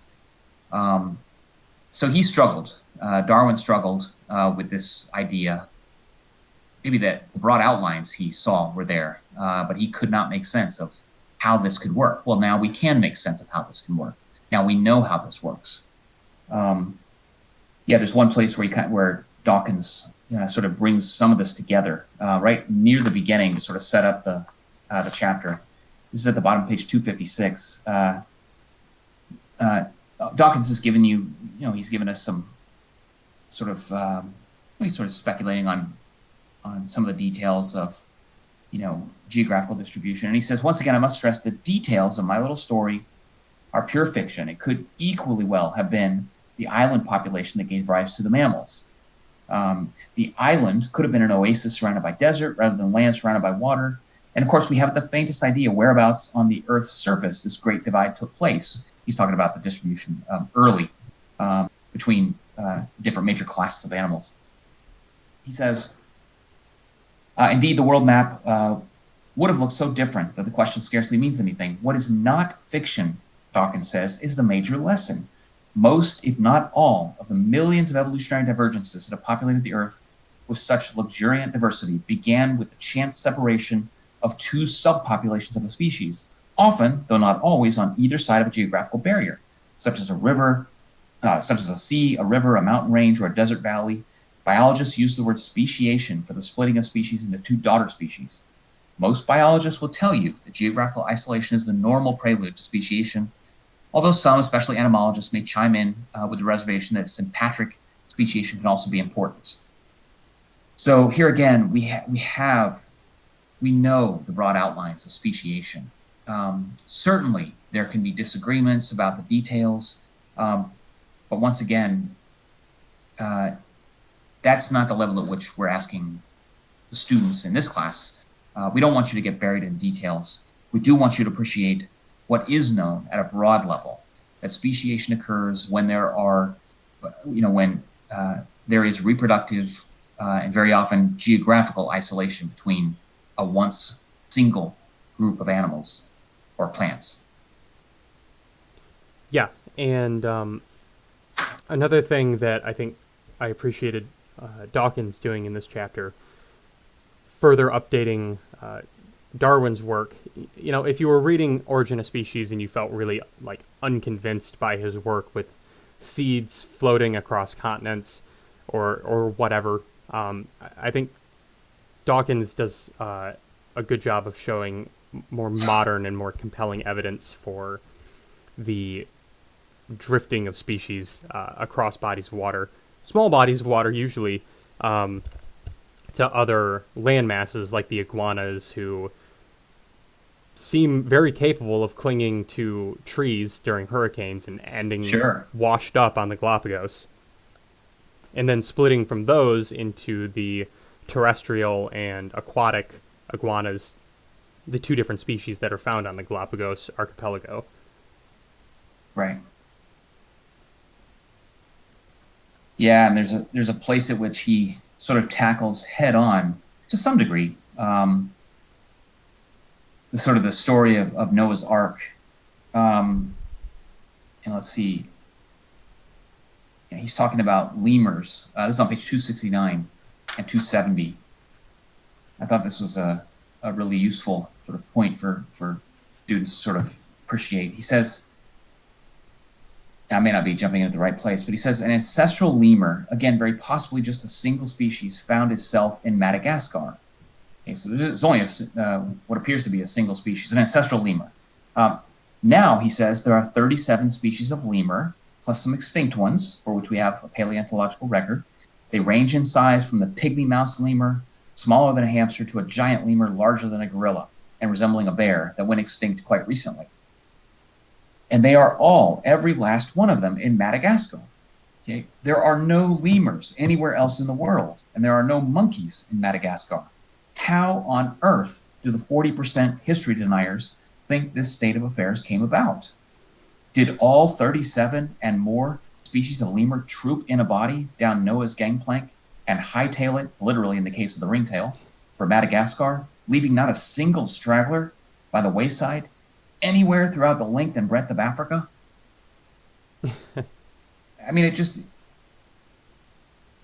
and many, and unfortunately, some people might see that as offensive or disrespectful. But one has to account for the data, and it's not clear how you do that using sort of the Noah's Ark kind of story. And then he goes on, he says, once again, I am sorry to take a sledgehammer to so small and fragile a nut, but I have to do so because, again, more than 40% of the American people believe literally in the story of Noah's Ark. Okay, we should be able to ignore them and get on with our science, but we can't afford to because they control our school boards, they homeschool their children to deprive them of access to proper science teachers, and they include many members of the United States Congress, some state governors, and even presidential and vice presidential candidates. Okay, and then he goes on to say, even if we leave Mount Ararat to one side, that's where, I believe that's is supposedly sort of where it supposedly originates. But at any rate, even if we refrain from lampooning those who take the Noah's Ark myth literally, similar problems apply to any theory of the separate creation of species.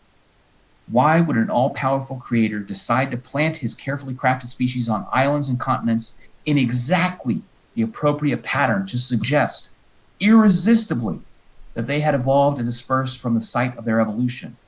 Why would he put lemurs in Madagascar and nowhere else? Why put platyrine monkeys in South America only and catarrhine monkeys in Africa and Asia only? Why no mammals in New Zealand except bats who could fly there? Okay, why do the animals in island chains most closely resemble those on neighboring islands? And why do they nearly always resemble, less strongly but still unmistakably, those on the nearest continent or large island? And he continues, why would the creator put only marsupial mammals in Australia, again, except bats who could fly there, and those who could arrive in man-made canoes? The fact is, if we survey every continent and every island, every lake and every river, every mountaintop and every alpine valley, every forest and every desert, the only way to make sense of the distribution of animals and plants is yet again to follow Darwin's insight about the Galapagos finches. And he's quoting from Darwin here, one might really fancy that from an original paucity, one species had been taken and modified for different ends. I mean, the evidence is just shockingly rich that species were not independently created. And I kind of liked his imagery of taking a sledgehammer to so fragile a nut. But the truth is, the reality is that a huge portion of the United States population, never mind population of the rest of the world, seems to be, enamored with this theory of special creation. And it just makes no sense when you look at the evidence for the distribution of species, current and past. I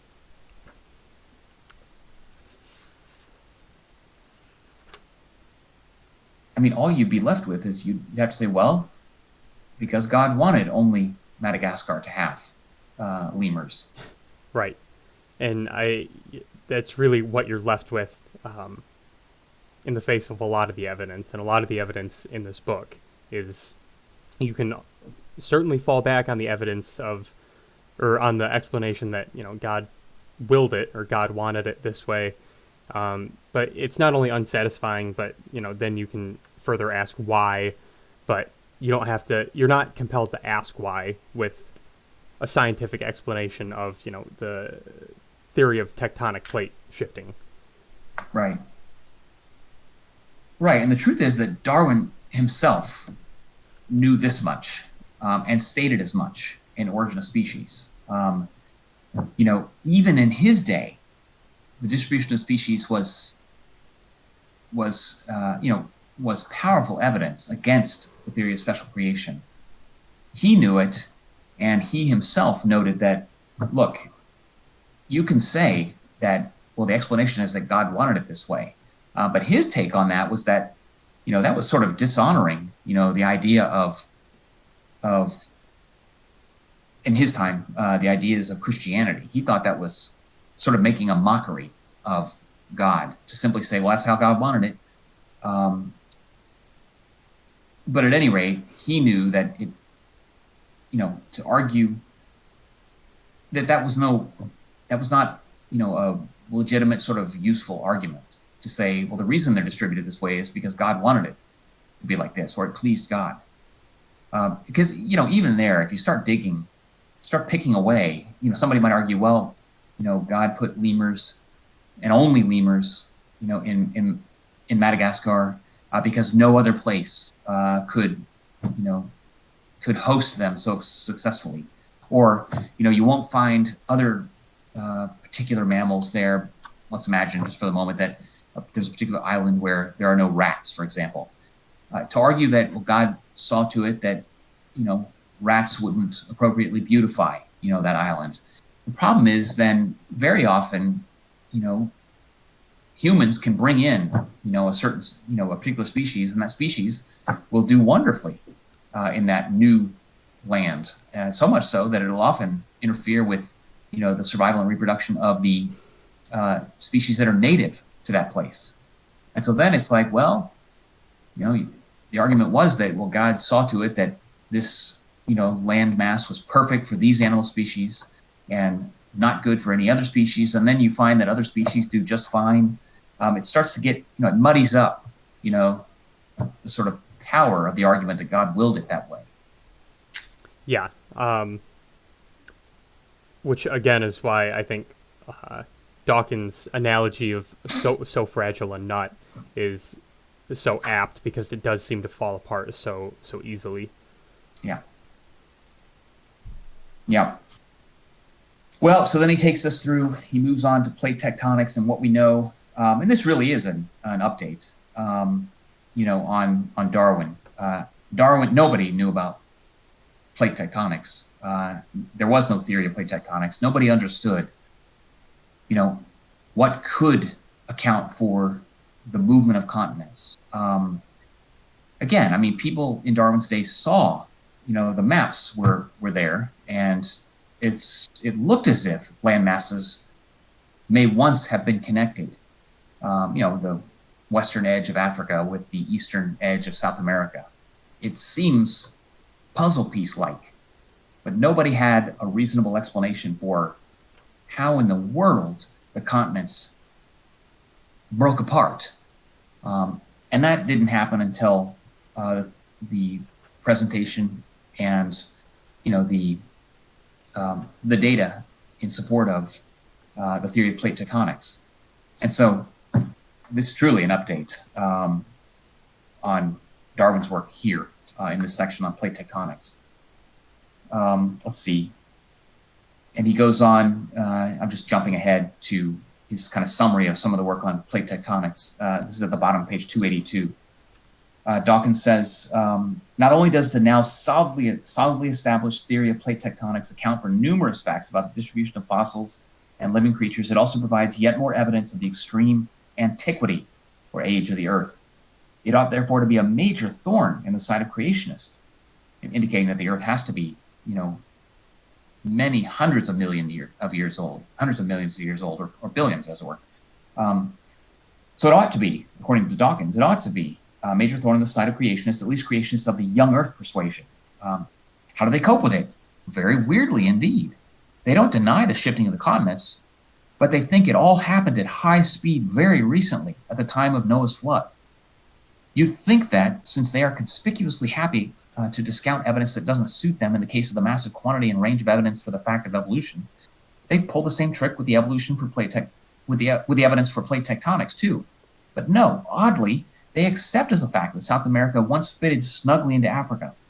They seem to regard the evidence for this as conclusive, even though the evidence for the fact of evolution is, if anything, even stronger. And they gaily deny that. Since evidence means so little to them, one wonders why they don't just go the whole hog and simply deny the whole of plate tectonics too. But they don't. They simply argue it happened in a period of during Noah's flood, right? During that period of time.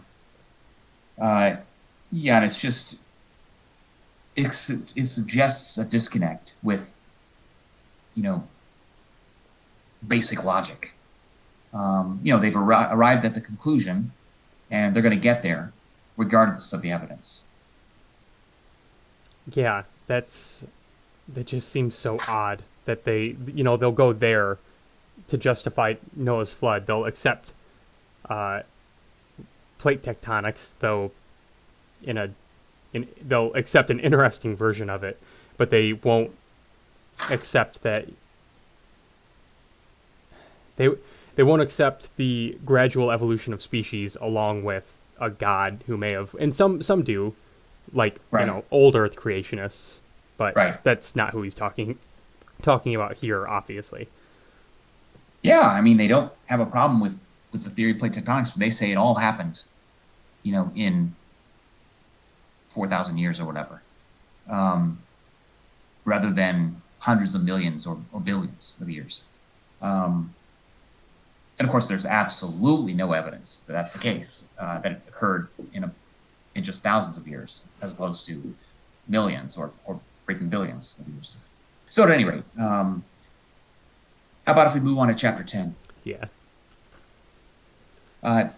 So chapter 10 is a tree of cousinship, and I see this also, in many ways, sort of a modern update to much of what Darwin wrote about.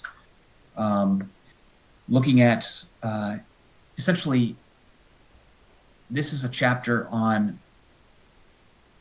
comparative studies. So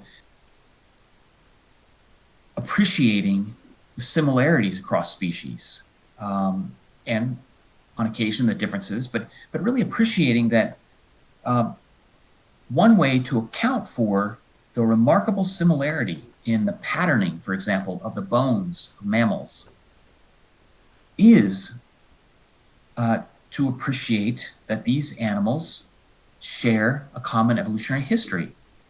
So he shows you on page 287 a bat skeleton, and you can contrast that with the human skeleton, or he shows you on page 289 the skeleton of a now extinct pterodactyl. And one of the things he points out, and this is the work of paleoarchaeology and comparative sort of studies, is that it's the same number of bones in the same order. What has happened is there have been evolutionary changes in the shape of those bones. And again, that's the fact that you see the same pattern. It doesn't prove evolution once and for all, nor does it disprove special creation. But it's beautifully corroborative of the shared ancestry that's implicit in evolution, in the theory of evolution by natural selection. And again, these are arguments that Darwin made towards the end of Origin of Species, at a time when there was much less, archaeological evidence than there is today. I mean, the evidence today has just simply, continued to support and sort of fill in lots and lots and lots of details for these, homologous sorts of structures across species. Right. And, you look at the skeletons of, like, the bat and the pterodactyl and the flying lizard on 290, and I think it's reasonable to ask what sort of rational designer, if there were one, would design animals in this way. Why would you, if there were an architect, why would he design, just by elongating the bones of these animals to adapt to, flying in the various ways that they do, instead of just making like a wholly new structure. Yeah, that's right. And the same kinds of questions can be asked about, the comparative similarities in on page 294, the human skull and the horse skull. I mean, it's the same bits and pieces. It's the same structures that are there, but they're variously molded and sculpted by evolution by natural selection. I mean, a designer, if humans were made, for example, in the image of God, well, then so were horses, and so were monkeys, and so were birds, to the extent that these different species share these homologous traits, the same number of bones, in the same formation. Again, it makes it difficult to argue that there's something magically special and different about humans, relative to other species. Never mind the similarities between giraffes and okapis, which he shows on page 295. Right. And this is a very rich area of work in paleoarchaeology, examining, these and documenting these similarities. It's as if, there's been molding, sort of pulling and stretching of existing existing structures. And again, that's what you would expect to see if modern organisms, if modern animals shared an ancestry, okay, rather than having been poofed separately into existence, a god or gods. It doesn't disprove the theory of special creation. One can say, well, it was just a great idea, and the designer, decided that, rather than start all over, he or she would just mold and pull. But then that begs a whole another series of questions. Well, why did he or she decide to do it that way rather than to start all over? Well, who can know the mind? Who can know the mind of God? The theory of evolution by natural selection and evolution, more broadly, provides a framework for understanding why it appears that these animals have been pulled, and these different traits have been pulled and pushed. Never mind that they're all alongside the fact that they're in the same order, the same number of bones.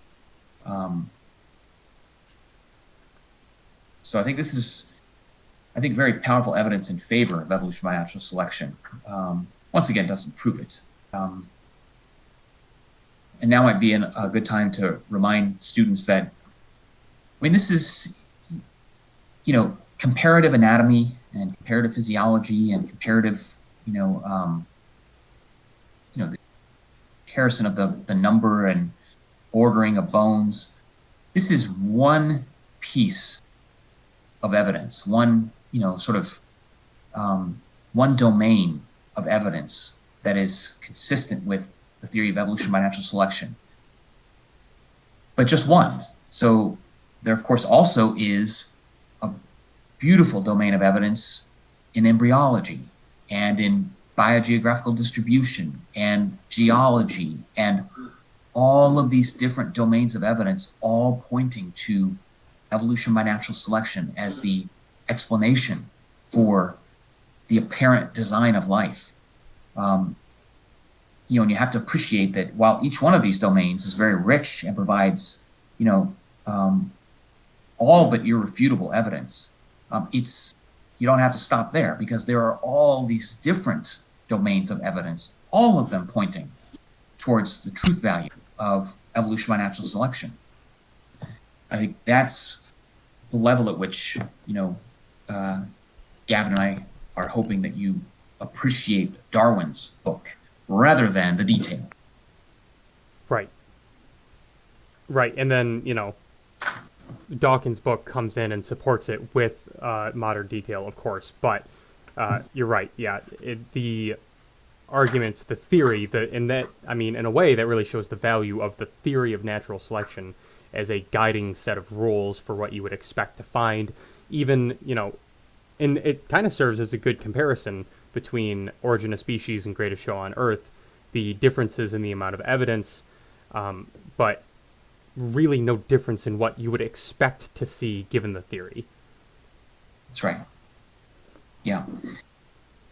And in terms of, so this chapter here is about, the tree of cousinship. And it's in this chapter that Dawkins presents, kind of a summary of really where so much of modern evolutionary biology has been focused, and that's on molecular genetics. Beginning on page 315, he gets into molecular comparisons. And this is, in fact, an area that is wholly new from Darwin's day. Darwin, as he notes on page 315, he says, point blank, right under the heading there, molecular comparisons, he says, what Darwin couldn't know is that the comparative evidence becomes even more convincing when we include molecular genetics in addition to the anatomical comparisons that were available to him. So he says, continuing on, this on page 315, he says, just as the vertebrate skeleton is invariant across vertebrates, while the individual bones differ, and just as the crustacean exoskeleton is invariant across all crustaceans, while the individual tubes vary, which he just reviewed in previous pages, so the DNA code is invariant across all living creatures, while the individual genes themselves vary. This is a truly astounding fact, which shows more clearly than anything else that all living creatures are descended from a single ancestor. Not just the genetic code itself, but the whole gene-protein system for running life, which he discussed in chapter 8, is the same in all animals, plants, fungi, bacteria, archaea, and viruses.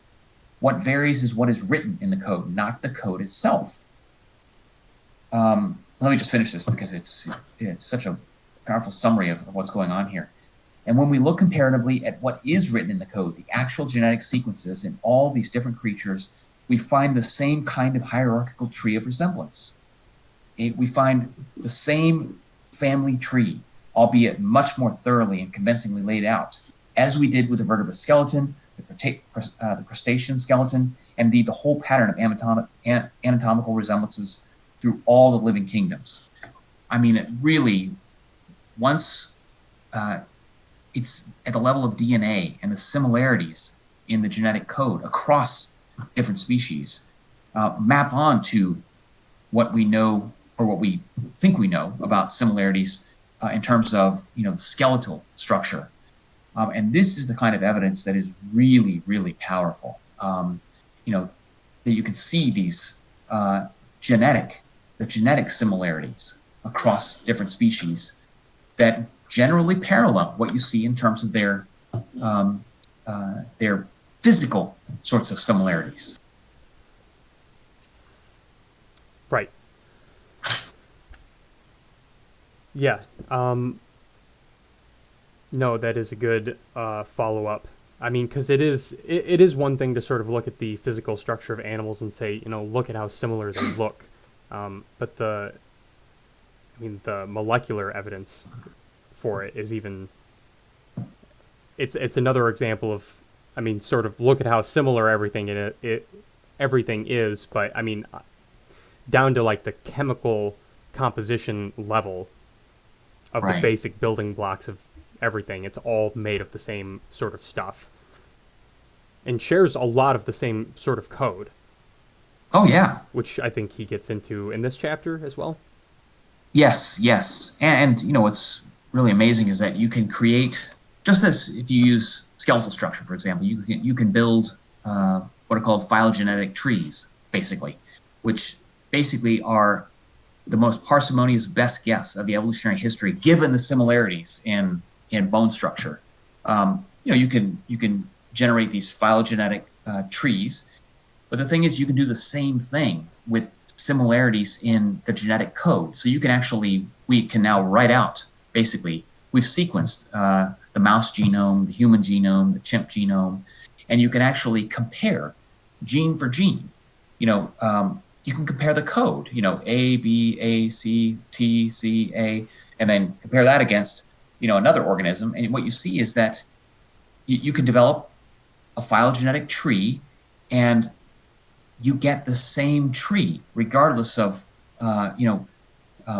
which particular feature of the organism you're using. Sorry, which feature of the organism you're mapping out the genome. You're mapping out the genes. You find the same phylogenetic tree of shared ancestry. You find that humans are more closely related to chimps than they are to mice, for example. You find that humans, chimps, gorillas, and orangutans are more closely related to one another than are, giraffes, okapis, and so on. This based on not skeletal similarity, but on genetic similarity in the actual genetic sequence, which we now, have access to that kind of data where Darwin didn't. Mm-hmm. And it's really hard to otherwise account for, these similarities without reference to, evolution by natural selection, or without reference to sort of the broader notion of shared ancestry. Yes. And so then I think after that is when he starts getting into, toward the end of the chapter, the sort of linear on page 327. He talks about Hodgkin's law, and he does sort of talk about how the amount of data available to us has increased since Darwin, but that, the projected increase in data available to us and sort of methods available to us to investigate this data. Yeah, and I mean, this is the kind of chapter that was written, probably, I think it's like 10 years ago. But I mean, this is an area where, the research has just, exploded in terms of molecular genetics. And so with this Hodgkin's law, we know, for example, I think at the time he was writing, which again was just 10 years ago, I think it was quite expensive. It could be done, but I think the cost to sequence, the basis sequence for 1,000 pounds here. So you're looking at, by 2040, the prediction, if you look at Hodgkin's law, you can sequence the basis sequence for 1,000 pounds. The bottom line is the research itself has moved faster than even Dawkins is suggesting, or than Hodgkin's law would have predicted. Now, I don't know if you can get your entire genome sequenced, but you can get big portions of a sequence for very low cost. This is what happens is we have much more access to data at much less cost than was true, 10 years ago. And we're able to provide further, all the evidence that we've collected since Darwin, and for that matter, since Dawkins, is entirely consistent with shared ancestry among different modern species. So Darwin was arguing that, the human fossils are likely to be found in Africa, given the similarities between humans and chimps and gorillas and orangutans. We know that our ancestral history, that is the ancestral history of humans, is in Africa, but we know much more than that now. Now we know the level at which, the details along which the human genotype, is similar to the chimpanzee genotype. He takes us through, how you calculate these things, but this is what we're talking about when we talk about the human genotype and the chimpanzee genotype being roughly 98% the same. We share roughly 98% of our genotype with chimpanzees. For that matter, we share roughly 60% of our genotype with earthworms. All of this is very powerful evidence in favor of evolution, of shared ancestry, and really difficult to explain in terms of special creation. There may be a way to do it, but it strikes me that it's going to have to be terribly messy and rely on all sorts of presumptions about what God wanted and what pleased him or her. You don't have to make any of those kinds of assumptions with if you concede that the theory of evolution by natural selection accounts very straightforwardly for similarities in molecular genetics across species. Right. They share ancestry. You don't have to get into the mind of God. And I don't know if he talks in this chapter, if we want to touch on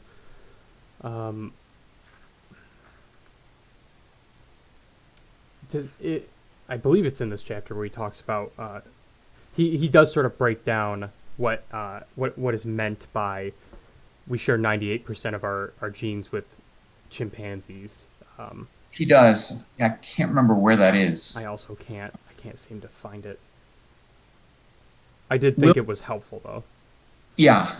No, I think so. But I think it might also be a place where I don't think we need to, like, I wouldn't, well, I'm not remembering the details, and so I don't think it would be fair for us to ask people details. Right. Well, one of the broadest points here with regard to molecular genetics is that there's no magic involved. There is no magic involved. There are methodologies, there are refined techniques for identifying and for sequencing genomes. There are techniques, developed over the past several decades for how one compares genomes across species. And importantly, you arrive at the same answer, whether you compare genomes in a lab that happens to be located in China or a lab that happens to be located in Rochester, Michigan. Independent investigators, same conclusion, using similar or the same techniques on similar species across, a range of time. And I think that's an important point, is that, this is how science proceeds. I mean, some of the original work on molecular genetics, rightly, was, subject to intense scrutiny. I mean, could it be that this would be an appropriate way to make these kinds of comparisons? And so some of the earliest work, sort of basically picked at, exactly how this work was being done. I mean, and that's what you do as scientists. You want to know, is this technique reliable? Can we reach these conclusions, reliably, and can we arrive at similar conclusions that previous researchers have arrived at using these techniques or similar techniques? And the answer has been yes, consistently yes, with respect to molecular genetics. I mean, the story is not complete. There are lots of disagreements and there are lots of quibbles, but they're not the kinds of quibbles, for example, people working in the field of molecular genetics do not test the hypothesis that chimpanzees share ancestry with humans. I mean, that has been tested in so many different ways, using so many different techniques, always producing the answer, well, yes. I mean, that is the parsimonious explanation. Now, the research is much more focused on the details. How quickly can this be done? With what accuracy can this be done? Where are the errors that may occur? And further refining those techniques. Right, and in spite of the gaps, the gaps are yet to be filled, but the like you said, the methodology is sound. That's pretty much like all but irrefutable, until we find something that refutes it, but have not yet. Yeah, it's a shame that, Darwin would have really loved this. He would have really appreciated, he would have loved to have known of genes. But never mind having a workable, sort of well-refined mechanism of inheritance. He would have loved that, but furthermore, he would have loved, this new field of molecular genetic comparisons.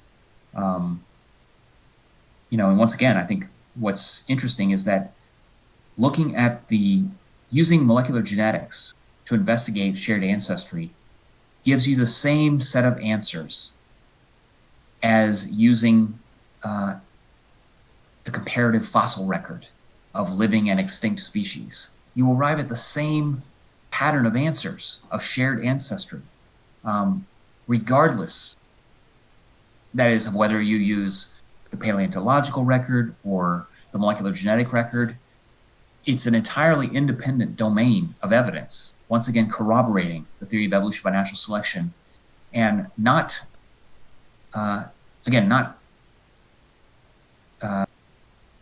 disproving once and for all the theory of special creation, although this gets us close, because now you have clear evidence of shared genetic code, and a genetic code written that's so similar across apparently physically similar organisms, for example. It's really hard to make sense of the theory of special creation given this evidence. And I'm not sure how you would do that. But at any rate, it's not for us to plead on behalf of special creation. Right. I'm not sure. I think their best bet may be to simply ignore it. Special creationists don't spend their time talking about the molecular genetic record. And that may be because there's just no hope for understanding, that evidence in light of the theory of special creation. Right. Well, similar with carbon dating, I just don't think there's any sort of real engagement with the details of those arguments. It's more of just sort of an avoidance, because you can't, what can you refute about it if you really understand how it works? Yeah, right. Yeah, I just don't know. You can always, and much of, the theory of special creation, again, as we've noted many times, much of the evidence for evolution by natural selection has been conceded by people who, or at least who are members of, or who ascribe to, sort of a god or gods that created life. But what they do is they say, okay, we concede all this evidence. Evolution by natural selection did occur. We concede all the evidence, molecular genetic evidence, all of it. All we're saying is, see, what they do is they push it back. They push the argument back and they say, my God simply started the first self-replicating entity, and then evolution by natural selection took off. And in fact, that would be consistent with what we now know about evolution by natural selection. But what it does is it just simply begs the question of, why did God do that? How did God get there? How do you know God did that? And so it solves one problem in a way by saying, okay, never mind. God didn't especially create everything. God just simply put the spark of life into the first, self-replicating molecule. And people do. People who ascribe to Christianity and Islam and other religions concede this. And this is one of the tactics, is they say, well, he or it or they simply founded or seeded, the first self-replicating entity. And everything else is true. Everything that Dawkins is writing about, everything that, that Darwin wrote about, it's all true. I concede all of it. But then with that one sort of move, they open up a Pandora's box of questions and concerns that I don't think they appreciate they've opened.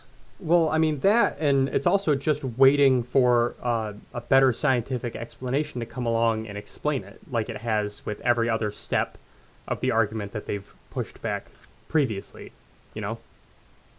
Yes, that's a very good point. That's referred to as the God of the gaps argument. So where you don't know something, well, then you say God did that. And as a matter of fact,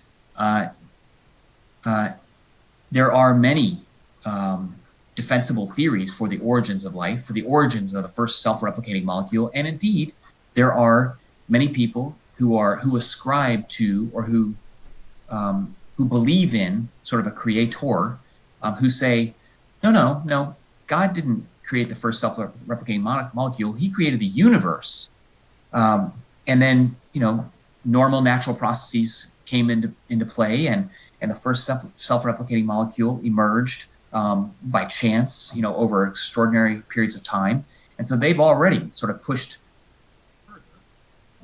And I think in part acknowledging that we now have workable theories for, the evolution of the first self-replicating molecule, because that would take away the notion that, well, God did it.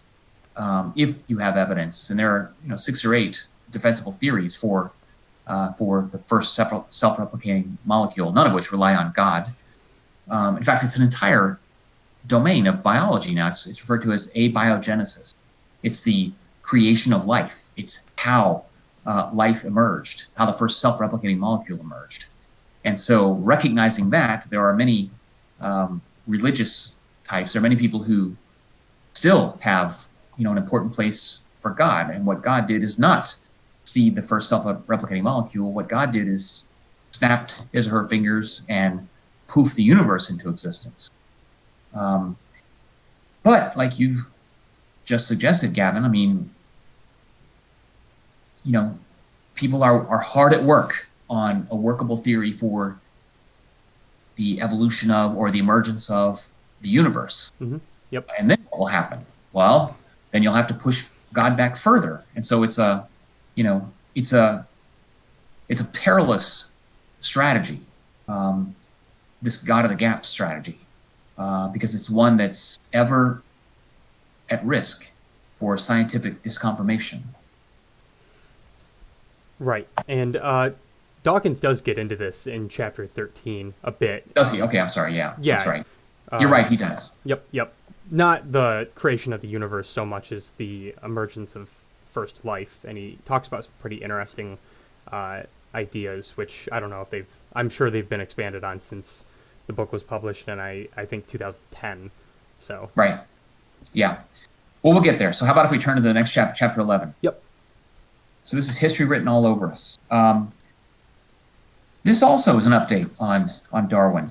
And this is an update in terms of what we know about the kinds of traits that, the evidence of evolution or the evidence of shared ancestry in such features as wings of birds that no longer are used for flight, or eyes of cave-dwelling species that no longer function as, detectors of visual information. All of this smacks of an ancestral history of an organism that did have eyes that functioned as visual information detectors. And this is really, I don't know that there's anything, in terms of the broad outline, once again, Darwin pretty much nailed it. What you see here is some of the more recent evidence we have for these so-called, what does he refer to these as, rudimentary traits, or some of these apparent goofs in design.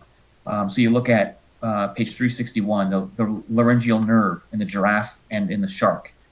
And you can see in the giraffe, and the same is true for all mammals, this really, really stupid design feature that any half-witted engineer could have avoided this, this kind of flaw, in design, in apparent design, suggests several things. It does suggest that, that if there was a designer, that designer seems to be a bit of an idiot in some of the foolish things that he or she did. Another good example of this is the route, this is on page 365, the route of the vas deferens from testis to penis. Oh, right. This is another just boneheaded design move that an all-knowing, all-seeing, all-knowledgeable, God would never do, because it's so stupid to have this one tube, sort of wrapped around another tube. And it creates well-documented problems for males. Um, and again, I think it makes it so obvious that if there was a designer, either it was not an all-knowing designer, or, one can make the argument it's either a designer with a twisted sense of humor, or a psychopath that enjoyed seeing, adult males, suffer, you know, and I don't think anybody wants to conclude that, but it's got to be reckoned with. These apparent design flaws. They're not flaws if you think in terms of evolution by natural selection, though. Exactly. And does he talk about the spine in this chapter? I know the Neil Shubin talks about the just the awful design, if it were designed, of the human spine. Just absolutely terrible. If it were intended to prevent back pain, which it certainly Right. does not. Right. But in terms of natural selection, it was, in line with the title of this chapter, history written all over us. The large point being that evolution just builds on whatever it has to go with, Right. and makes the best of a bad situation, so to speak, and Yeah. ends up with these obvious mistakes like the vas deferens being hooked over the other tube to the kidney, the Right. laryngeal nerve, and the reason it goes back and up around in the picture of the giraffe is because in sharks or in fish, that nerve had to go to lungs or gills, and then the gills were lost, and it has to go back up to the skull, which is fine. Again, for fish who have gills, the nerve needs to pass through that part of the body. But if you were gonna design a mammal from scratch, you would just make a straight line. You wouldn't hook all the way down and around. Right. Right. Exactly. Right. So yeah, I mean, well summarized, and that really is the crux of this chapter, is appreciating that. Look, this is not an inexplicable mystery, because there never was a designer, there never was a plan. Okay, natural selection never intended to avoid any kinds of problems or to guarantee that some future hominid would not experience back pain or any of these kinds of problems. I mean, there's nothing to be explained in terms of apparently bad design, right? It is what it is. I did want to mention a good point in another, of course, update on Darwin on page 351 and 352 about lost eyes. What Yeah. I found particularly helpful about this explanation is, in Origin of Species, Darwin does talk about the possibility of, slightly more closed eyes offering possibly small advantages, and hence, blindness in cave species. But I think Dawkins does a really good job of explaining, a slightly more convincing explanation, or maybe it's even just an explanation that's framed a little different, but still Yeah. a product of the same process of natural selection. And basically what he says is that, I wonder if there's a good quote.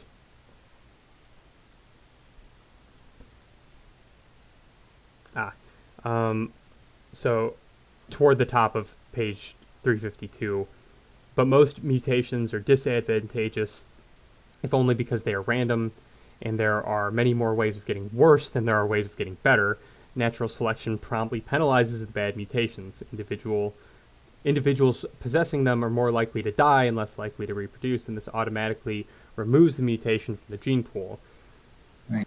Blah, blah, blah. It is a bit like the moon's surface.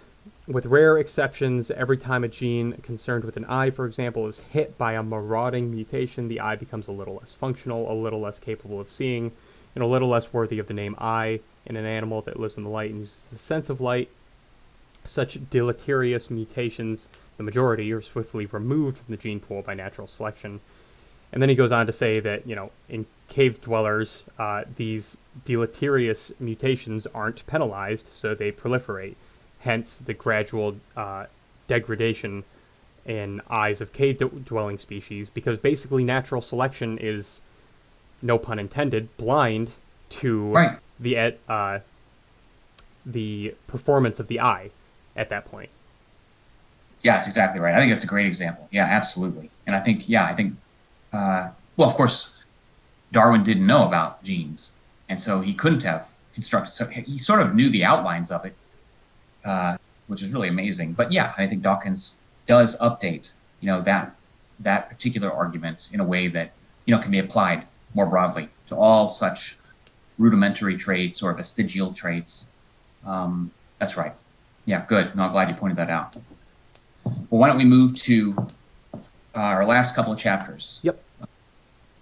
Chapter 12, Arms Races and Evolutionary Theodicy. I appreciate the opening paragraph, which I think is really important to set the stage here. He says, eyes and nerves, sperm tubes, sinuses, and backs are poorly designed from the point of view of individual welfare, but the imperfections make perfect sense in the light of evolution.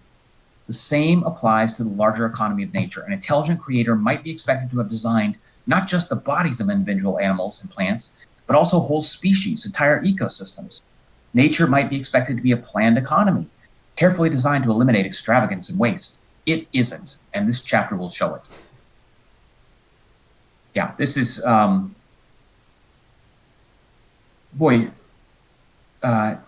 nature and life and some of the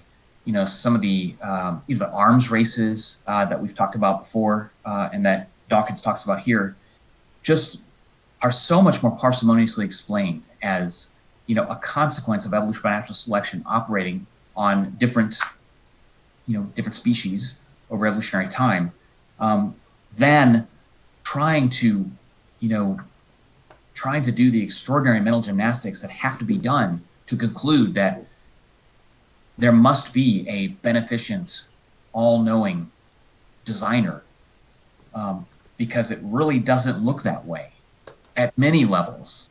And I think probably the most extraordinary example he gives, I happen to think this is one of those things that I often remember. So this is on page 384. He says, one thing about arms races that might worry enthusiasts for intelligent design is the heavy dose of futility that loads them down. If we are going to postulate a designer of the cheetah, he has evidently put every ounce of his designing expertise into the task of perfecting a superlative killer. One look at the magnificent running machine leaves us in no doubt.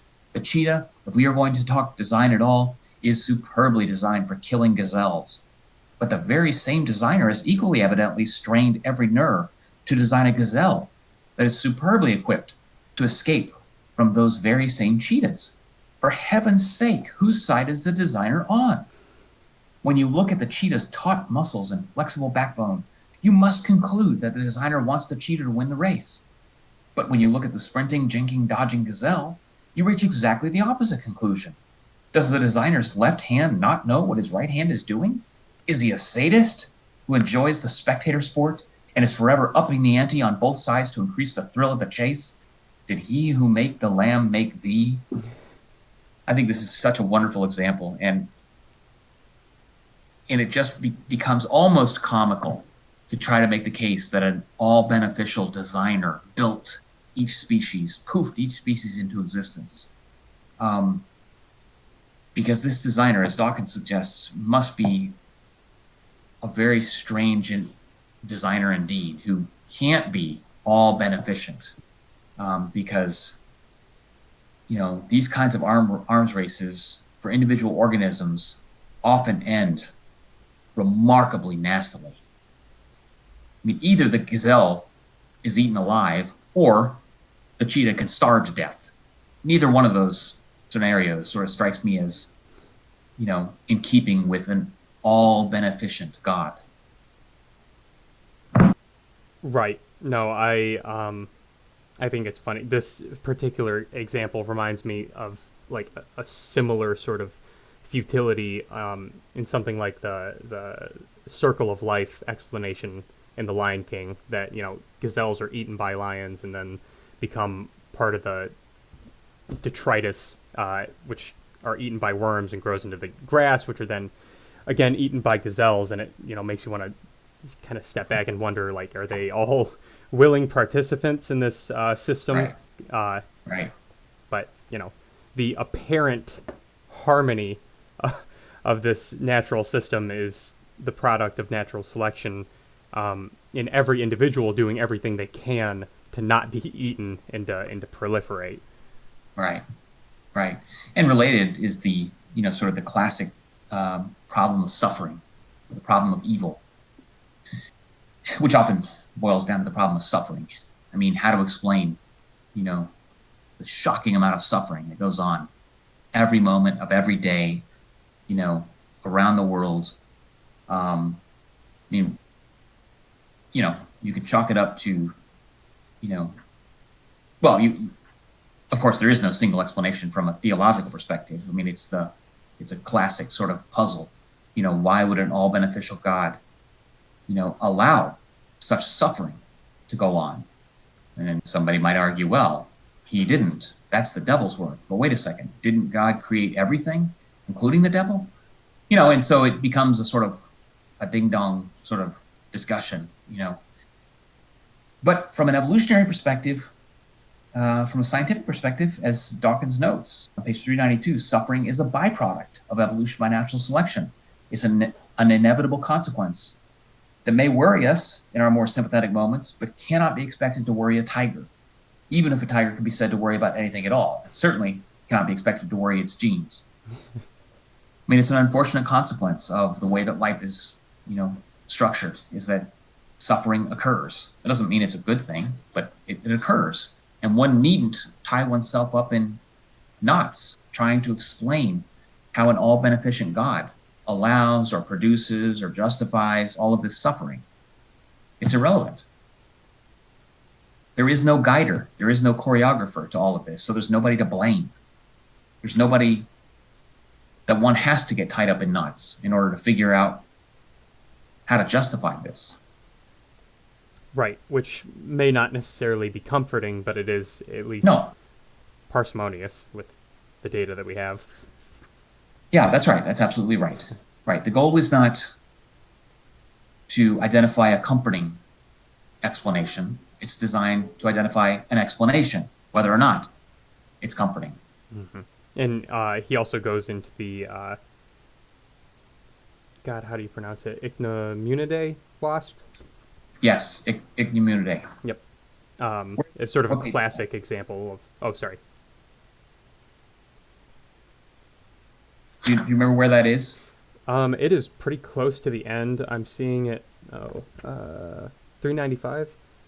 Ichneumon wasp with their habit of paralyzing but not killing their victim before laying an egg in it with the promise of a larva gnawing it hollow from within, and the cruelty of nature generally were major preoccupations of Victorian theodicy.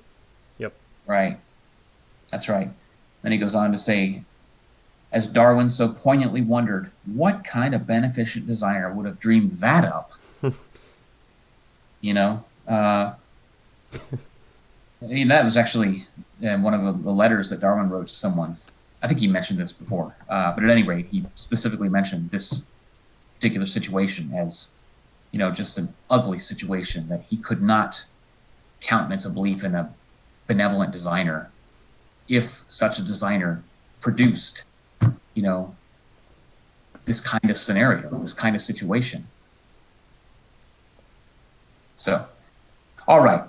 How about the last chapter?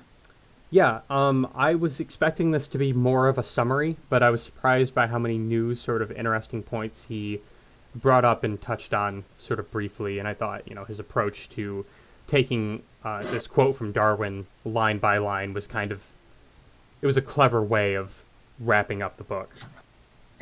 I agree, yeah. So let's talk about what are the main sort of points he's making in this chapter, just help to guide students in that way. Do you want to go one by one through the... Yeah, so section by section or whatever kind of jumps out at you is worth hammering home to make sure students get sort of the big picture. Yeah. So the first one from the War of Nature, from Famine and Death, seems like he is just kind of recapping what we just covered He mentions the Yep. Darwin's revulsion at the wasps. Yeah. Both natural selection and the driving seat all becomes clear, understandable, and sensible. Cares not for anyone's comfort. Why should it? Right. And does he also make a point here to talk about, like, no, I don't think he does. I don't think he talks about people's sort of misinterpretation of Darwinism and the sort of malicious use of survival of the fittest in, as an argument for eugenics. I don't know if he really makes that point here, but Yeah, I don't think he makes it here, but he does address the issue of, this sort of, well, he says at the top page 402, shooting the messenger is one of humanity's sillier foibles, and it underlies a good slice of the opposition to evolution that I mentioned in the introduction. Teach children that they are animals and they'll behave like animals. Even if it were true, says Dawkins, that evolution or the teaching of evolution encouraged immorality, and there's of course no evidence that that's the case, or that the teaching of evolution, that would not imply that the theory of evolution was false. It is quite astonishing how many people cannot grasp this simple point of logic. And the fallacy is so common, it has been given a name, the argumentum ad consequentium. X is true or false because of how much I like or dislike its consequences. I mean, it's simply irrelevant. Whether you like or dislike the consequences has no bearing on whether what you're discussing is true or not. right. And as he mentions, there's no reason to assume that accepting these as true is going to turn children into immoral animals. No, I mean, there's simply no evidence for that. The most exalted object which we are capable of conceiving. And this also sort of goes back to his discussion of, is a chimp higher than an earthworm? Right. And he wants to argue that, no, I mean, this is the wrong way to see things, however common it may be. Let's see. It gives him another opportunity to discuss, this sort of higher, lower sorts of misconceptions, which isn't to say that species are all the same. I mean, that's, in fact, how we differentiate species is by their different species-specific adaptations. Right. So the bottom of 402 summarizes it pretty good, I think. The Darwinian worldview does not denigrate the higher human faculties, does not reduce them to a plane of indignity. It doesn't even claim to explain them at the sort of level that will seem particularly satisfying in the way that, say, the Darwinian explanation of a snake mimicking caterpillar is satisfying. It does, however, claim to have wiped out the impenetrable, not even worth trying to penetrate, mystery that must have dogged all of pre-Darwinian efforts to understand life. So I think there it seems like he's just saying that, the Darwinian worldview doesn't explain higher human faculties. It just explains the production of species well suited to the environmental pressures that their ancestors faced. Right. Yeah, and there's no sense in which the most exalted, is necessarily that which humans are capable of. I mean, that's, to me, seems just patently obvious that it's just utterly convenient that the person making that argument would be a human. So at any rate, it gives them an excuse to talk a little bit more about some of the differences. Well, I don't know if we don't know exactly what Darwin thought, but we know that he was in part catering to his Victorian colleagues. And this would be, him arguing, this helps to explain, or can explain the most exalted, sort of faculties, the highest of all animals, namely humans. Right. One needn't have to make that kind of argument. But again, as we now know, and as and as it's referred to in the next section here, having been originally breathed, I mean, much of Darwin's writing, even in the first edition, he, now students can attest, he hemmed and hawed at various places. Like, you knew what he was saying, but he didn't quite want to say it directly, or he wanted to sort of, he was beating around the bush because he didn't want to offend people, his colleagues, his wife, who was very religious. And the same thing is true as he moved through the 6 editions of this book that he worked on during his lifetime. It got muddier and muddier because he would just add in concessions or apologies, or, he would add in, references to the creator, when it was wholly unnecessary. But he was, he was not interested in conflict.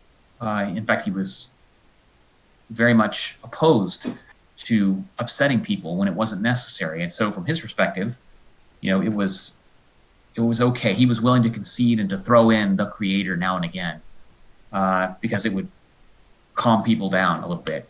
But, even Darwin himself later in life, in letters, to colleagues, I think he might have written about it. He conceded that was dumb. I shouldn't have said that. I shouldn't have added that in just to placate people. So yeah, he says, blah, blah, blah. Oh, it seems that Darwin regretted this sop to religious opinion, where he changed having been originally breathed. He added in subsequent editions, he added in by the creator. But then it says here, in a letter of 1863, that's right, to his friend, the botanist Joseph Hooker, he said, "But I have long regretted that I truckled to public opinion and used the pentateuchal term of creation, by which I really meant appeared by some wholly unknown process." He basically just threw it in there to basically seem to concede. I'm not saying there's no creator. I'm not saying there's no creator. But doesn't add anything. And in fact, his subsequent editions after the first, just in various ways, just get muddier and muddier and less committal and sort of more sort of pandering to deflect people's ire. Right. And I don't know if it's in this section where he gets into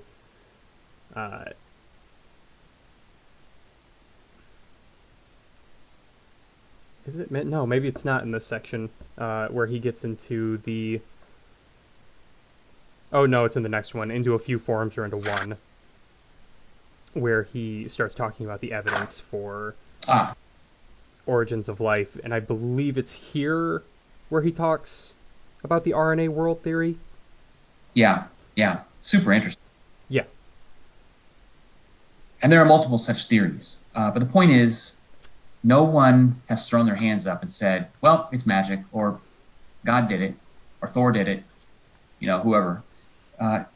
This is a very active area of research, very active area of science. Again, abiogenesis.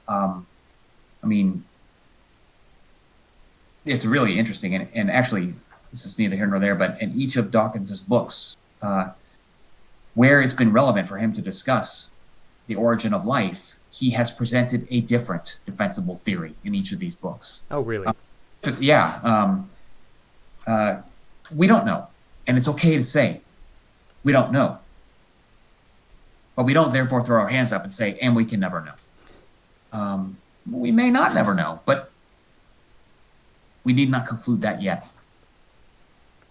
And he, even though we don't know, he does lay out how compelling a lot of the evidence is, and how sort of dangerously close we're getting to figuring out a lot of the important parts of it, like the environment in which first life would have been likely to arise, and whether or not it would be possible for within that environment the sort of base components of ancient life to sort of form. That's right. Well, so let's see. Is there anything else we want to point out or address? Might be an area that students might get tangled up in or would cause problems that you can see.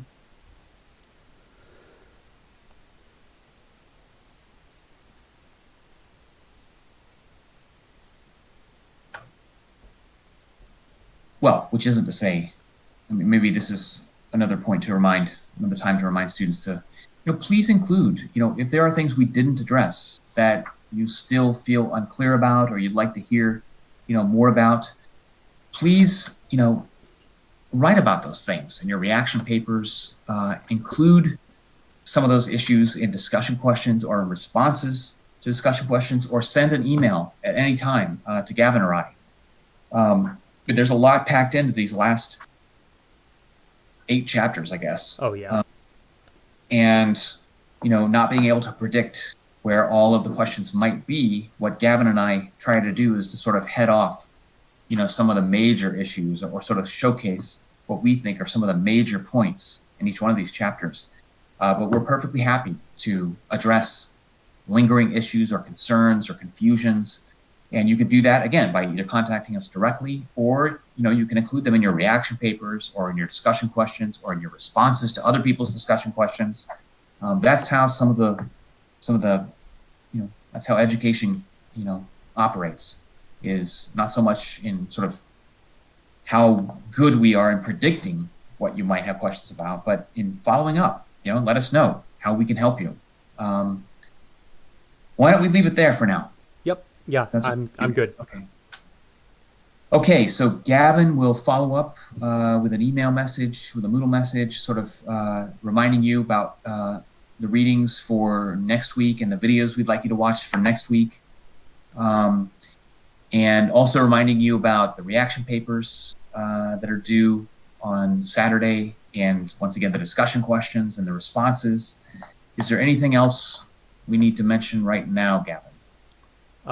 No, I don't think at this point. No. All right. Well, hope everyone has a good week, and Gavin and I will be back at it to start discussing the first half of Jerry Coyne's book, which will be our third book, a book called Faith versus Fact, Why Science and Religion Are Incompatible. So until then, we will see you. Okay, Gavin, I will talk to you soon then. Okay.